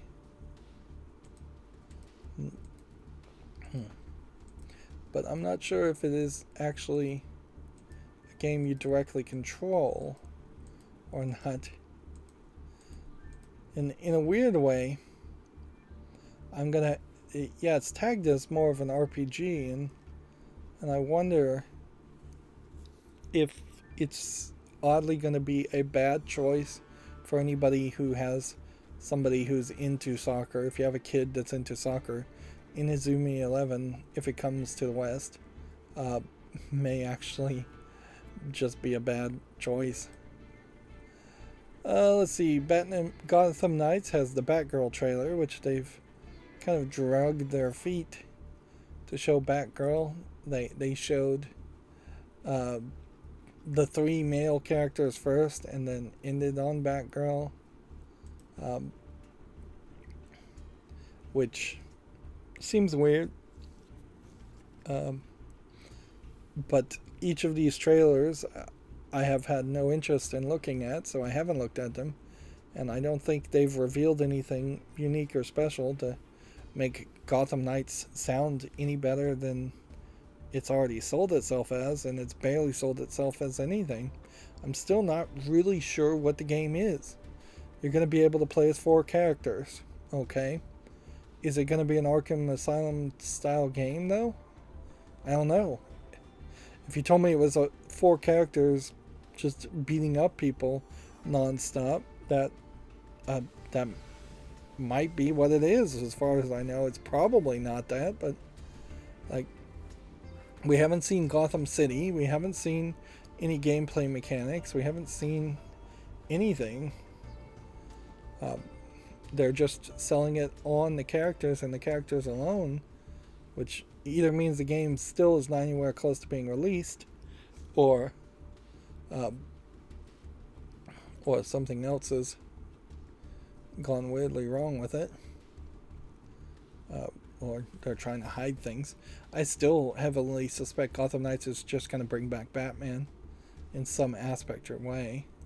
Even in flashback, it would make sense for Batman to show up and give advice, or as an artificial intelligence from the Bat computer. That would be fine too. Moving on, Resident Evil Village Gold Edition, the Mercenaries Additional Orders trailer and details and screenshots are available. Which, okay.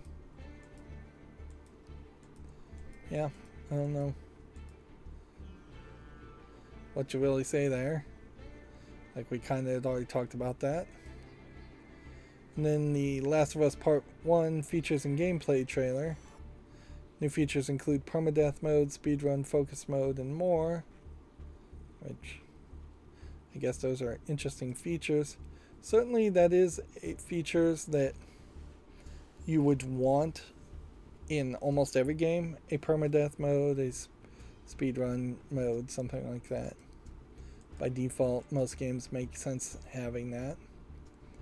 This game says it's an MMO action RPG game. Yeah, so it does put an interesting question as to, do I want to follow MMO RPGs? No. Do I want to spotlight MMO RPGs? Maybe. Yep, I need to jump ahead because these are ones we had already talked about. Yeah, the more I jump around, the more confused this is going to be. Let's see.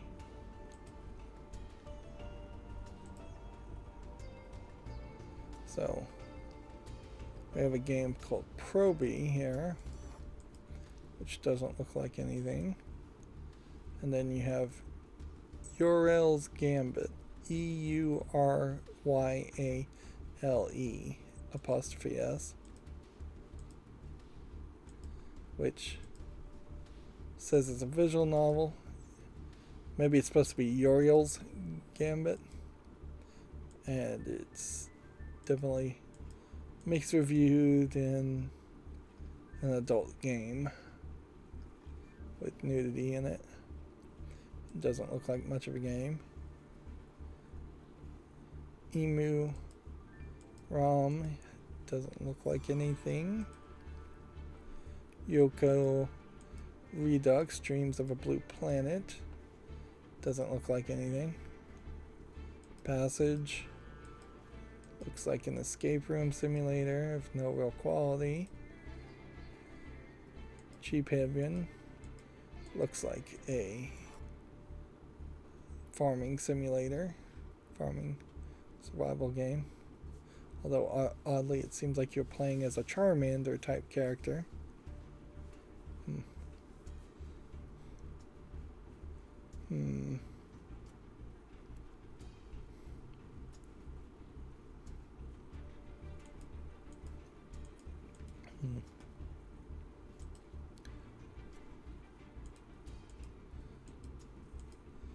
Hell Madness doesn't look like much of anything.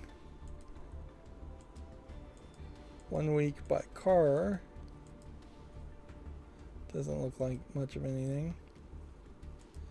Egg Hop is a platformer. Book of Yog Idol RPG is another adult content game. Although this isn't too far away from kind of the idea of what Destiny Child is. Destiny Child is the mobile game Destiny Child that I'm still playing, and there's a whole new event going on right now. They have recently updated with this new update, they've updated their user interface, and I'm still trying to get used to it, but change is different, but probably better, or at least different. Destiny Child is in a unique spot, though, because it is a Korean game and pornography is illegal in Korea.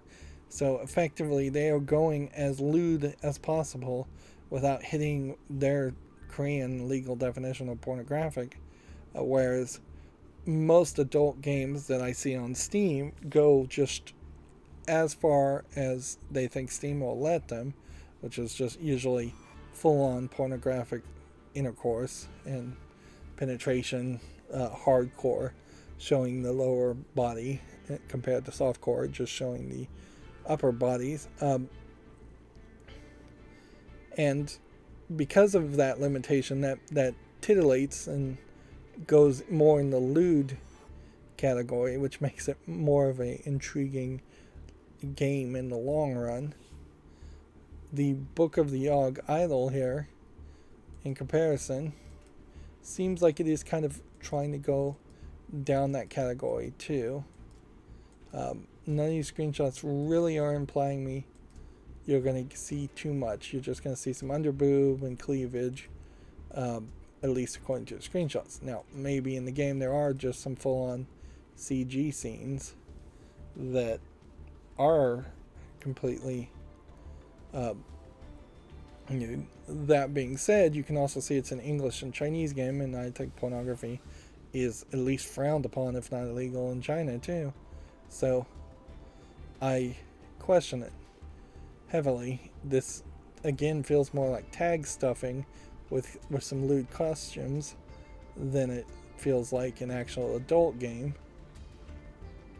And arguably, maybe my category is just too narrow as far as the art styles, but even here,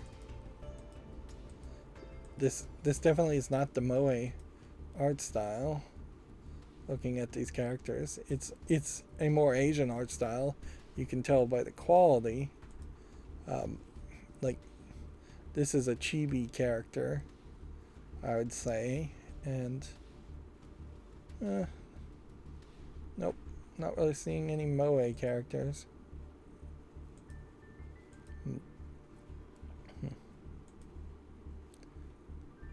But yeah, I think that again is a Chinese game tag stuffing.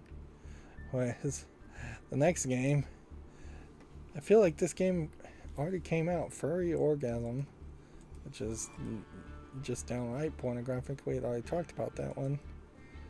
And then, let's see, we've got Raw Brother, which I don't think is quite visually polished enough. So that's going to be a no. We have about 5 more games. Possession, Obsession.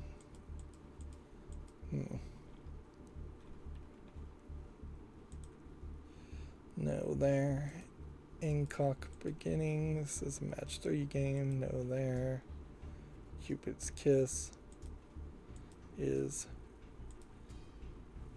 I think, a puzzle game. I'll give that a follow. There's no adult content in this, right? Yeah, I don't think there would be. Like, it's kind of funny. It's called Cupid Kiss, and then you have a succubus. Like, here we have a game called World of Haiku, which they're saying is a hacking educational. They seem to be having cosplayers do live action stuff. Seems like it's a hacking programming game. I'll put it on the follow list and see if there's something interesting there. But also I would have to recognize that this is the kind of game that, as someone who is classically trained in programming, I have more interest in this than I think most people would. So spotlighting that game when I have so many other games to spotlight is probably a mistake. And then Heaven Work seems to be just a typing game more than anything, or whack-a-mole game. Like, it looks like it's designed to be played with a Rock Band guitar. If you have one, you can connect it to your computer, but otherwise you're just going to be tapping the QWERTY keys over and over again. Let's see. Let's go through the GameDeveloper.com articles and then we'll wrap up. I imagine over this weekend I'll just play more Breath of the Wild and get a few other things done.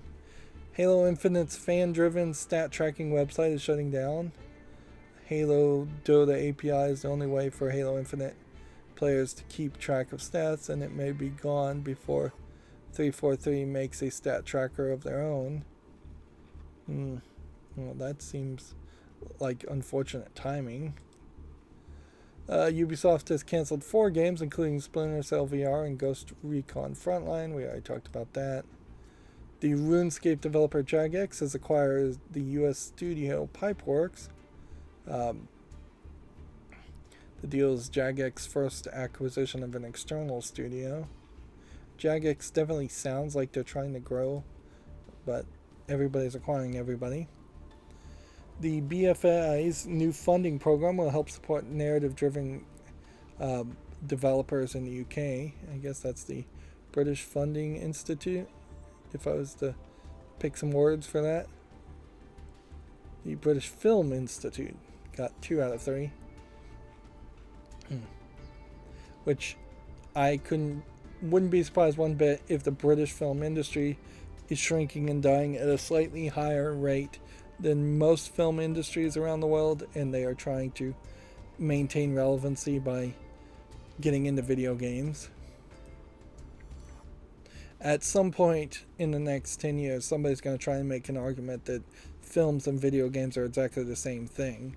And at that point that somebody makes that argument, you will know for certain video games are fully admitted to being better than movies and more important than movies. Guerrilla is shutting down the servers for multiple Killzone titles and rigs, which, yeah, again, it feels like they should have all coordinated together and shut down everything. Honestly, there should probably every year be a whole list of services and projects that are canceled, that are announced a week or two before E3, and then those same companies should come out and announce new things, and at E3 and try and kill the stories of what they're shutting down. Or maybe you do it the opposite way and you, in the same breath, announce new games at E3, and then later in the evening you say we're shutting down these services. Because it would be very easy to put out a newsletter or press release going, check out this trailer, and then at the bottom, last sentence, you just go, oh, and by the way, we're shutting down these services here, here, and here. Apparently, the Neopets hack may have compromised the user data of millions. The Neopets hack, I believe, happened quite a while ago. But every hack potentially does that. A virtual reality 2 developer, Tinderglaws, has unionized. I've never heard of this company, and I'd like to know where they are. LA. So yeah, they are moving towards unionization in some areas. And then Assassin's Creed delay will dent Ubisoft's 2022 financials, according to, I imagine, their own announcement and their own CEO. Alright. Then we got some fall list games here to consider. This came out in 2021. It's a point-and-click adventure game. It doesn't look good enough and it's not relevant, so that can leave the fall list. Endless Summer Surfing Challenge. Needs more time, but probably won't make it to the wish list. The End of an Actress came out in 2020, and I think that's got to go too, as a adult visual novel. This is an example, though, certainly of at least the Western art style trying to do something different instead of just looking like it's a halfway attempt to anime. The Elm game looks like a variant on Go or Chinese checkers, but any game like that really doesn't have enough relevancy if nobody's reviewed it or played it, so it might as well go. The Dwarves. Guess the only real question on this one is it out of early access, and is it the kind of game I'd want to play? I kind of think that might work. Playing as dwarves in a fantasy game, it's not something you get to do, or if you are playing as a dwarf, it's a personal decision where the game is not so focused around playing as dwarves. So having a game all about dwarves and nothing about dwarves is an interesting thought. The Dungeon Beneath is a tactical roguelike auto battler, which I'm going to leave this on the fall list and think about it, because it looks like there's a lot of games like this, and I'm not sure how many Mega Man Battle.net style games, which is what I'd call these. I really want to play. The Dream of Shadowlands Episode 1 here. Looks interesting, I guess. Nice animation. Then also some weirdness. Lots and lots of weirdness. And I guess the question really would come down to, is there an episode 2? Let's check out episode 2 here. You know, I'm going in circles here, but particularly with each tab opening like this, but yep. I do like this opening animation. I think that's pretty much all I can say I like about it, though. So I'm gonna say no to this.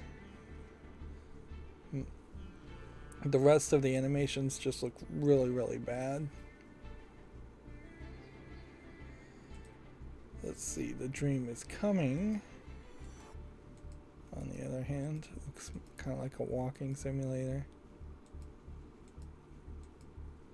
Escape the room. Think we can say no to that. The Drained Goddess. It's mixed reviewed, so we have to say no to that.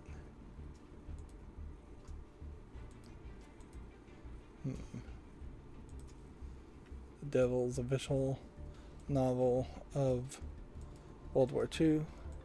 This is very much a comic book art style, and I'm surprised there isn't more of this.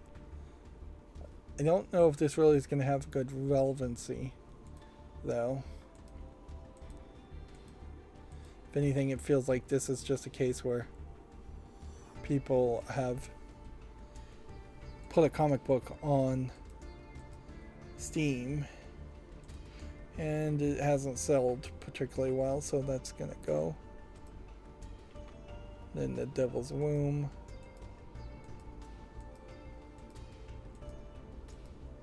I'm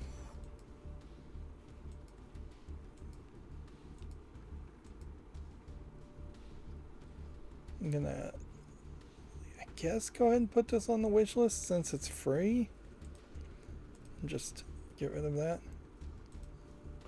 It says this is the first chapter in the saga, but it's also the only game there. Alright, well, that leaves me with a lot of games I need to add the spotlights. Oh, I did want to point out YouTube Gaming is still completely inept as far as Twitter. Putting out a tweet 2 hours ago. Imagine Minecraft 2 was just announced. Tell us your reactions. And the GIF getting 69 comments and 9 retweets. Pathetically low. Yeah, YouTube Gaming, whoever's running their social media account, they suck. I don't have any other way to say it. They are not good at driving engagement. They're focused on the wrong people, probably. They should probably be focusing on YouTube gaming creators and talking about them and to them. Now I'm scrolling through my Twitter feed, and they should probably just be silent if they've got nothing else to say. We didn't cover it, but GameDeveloper.com employee has an article here. Employees say Activision's Blizzard support of such employees that are trying to get out of Texas because of Roe vs. Wade being overturned. It seems like they feel like that's lackluster, and it probably is. But it is also a case potentially where the ABK Activision Blizzard king, they may just be kind of off the rails, and like a better ABK only stays relevant if they have something to be off the rails and complain about. But yeah, it definitely is a case in the United States where I have seen it, where immediately after Roe versus Wade being overturned, there have been doctors refusing to save or risking the health and life of a pregnant mother because they're unwilling to terminate a child, even an unviable child. The horror stories that you would have expected to have been slippery slope arguments in the past have immediately happened. 10-year-old girl who was pregnant refused an abortion. Woman carrying a dead fetus for 2 weeks in her womb. Women losing many liters of blood, lots and lots of blood, because they refused to terminate.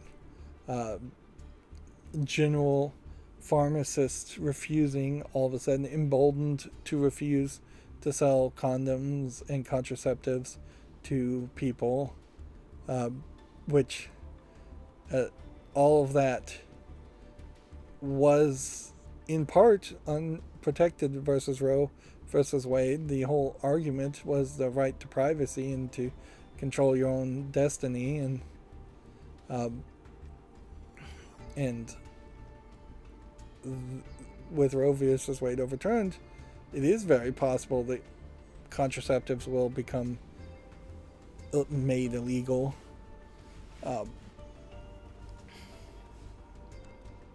Yeah, the idea that it very little would have changed went out the window. And if anything, the biggest shock for me, on top of the shock of it actually being overturned when I really thought it was a political football, is just how many people in positions of power or authority over other people's health decisions, which there's far too many of those people already, were ready, willing, and able to immediately start to disenfranchise people or take away people's choices, which,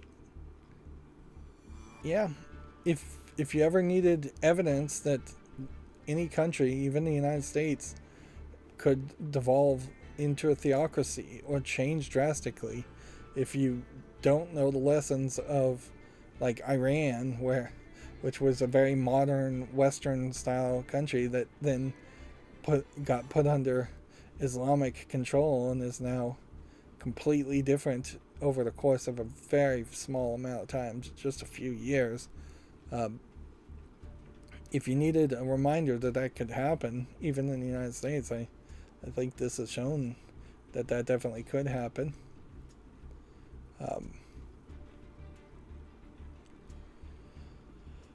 Yeah, and I'm scrolling down my Twitter feed, and let's see what else we actually need to talk about before we end this Friday stream. I definitely think the YouTube Shorts experiment in the evening is not working. I don't think those videos are getting anywhere as many views as they were in the morning. So, if anything, I probably should, in my next round of scheduling, put things earlier. I feel like there's a chance that YouTube Shorts don't disappear so fast down people's feeds, so it might benefit to release them earlier, somewhere around 6 in the morning. No, I don't think midnight is a great idea, but yeah, a little bit earlier and see how that works. Otherwise, I'm going to just go back to the time I was doing, which was about 9 in the morning Eastern time, or Western time, one or the other. We do have a final GameDeveloper.com article here saying that Nintendo is telling people to stop using its ancient Wi-Fi tech over security fields anybody using a Nintendo's vintage Wi-Fi dongle from 2005 might need to upgrade, which, yeah, almost certainly that is still just using the WEP, wireless encryption protocol only, which has long since been cracked and should not be used. Yep, WEP encryption here. When it needs to be WPA2, and honestly, we should be moving towards WPA3 as far as encryption technologies for the Wi-Fi connections. Nintendo was particularly behind the times as far as adopting WPA2.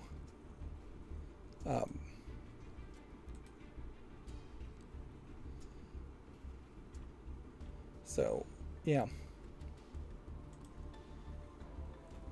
I will, before we wrap up, let's just go in here and open a tin pack. I will play more over the weekend, and so it will be kind of hard to decide whether I want to play Breath of the Wild or whether I should be playing Yu-Gi-Oh! I imagine I'll try and play some more Yu-Gi-Oh! For the festival until I start losing attention on that. I'm jumping between 4 different games at the moment, 2 on my phone and 2, if not actually 3, on my PC. Alright, well, that's going to be it for the stream. As always, I ask you to like, share, subscribe, comment, and watch every second of my videos. If you want a friend to follow me on any social media sites, there's a whole bunch of links down below. And if you want to support me further, there's a link to Patreon, or you can friend me on Steam and get me a game off my wishlist. Thank you for watching. Have a good evening.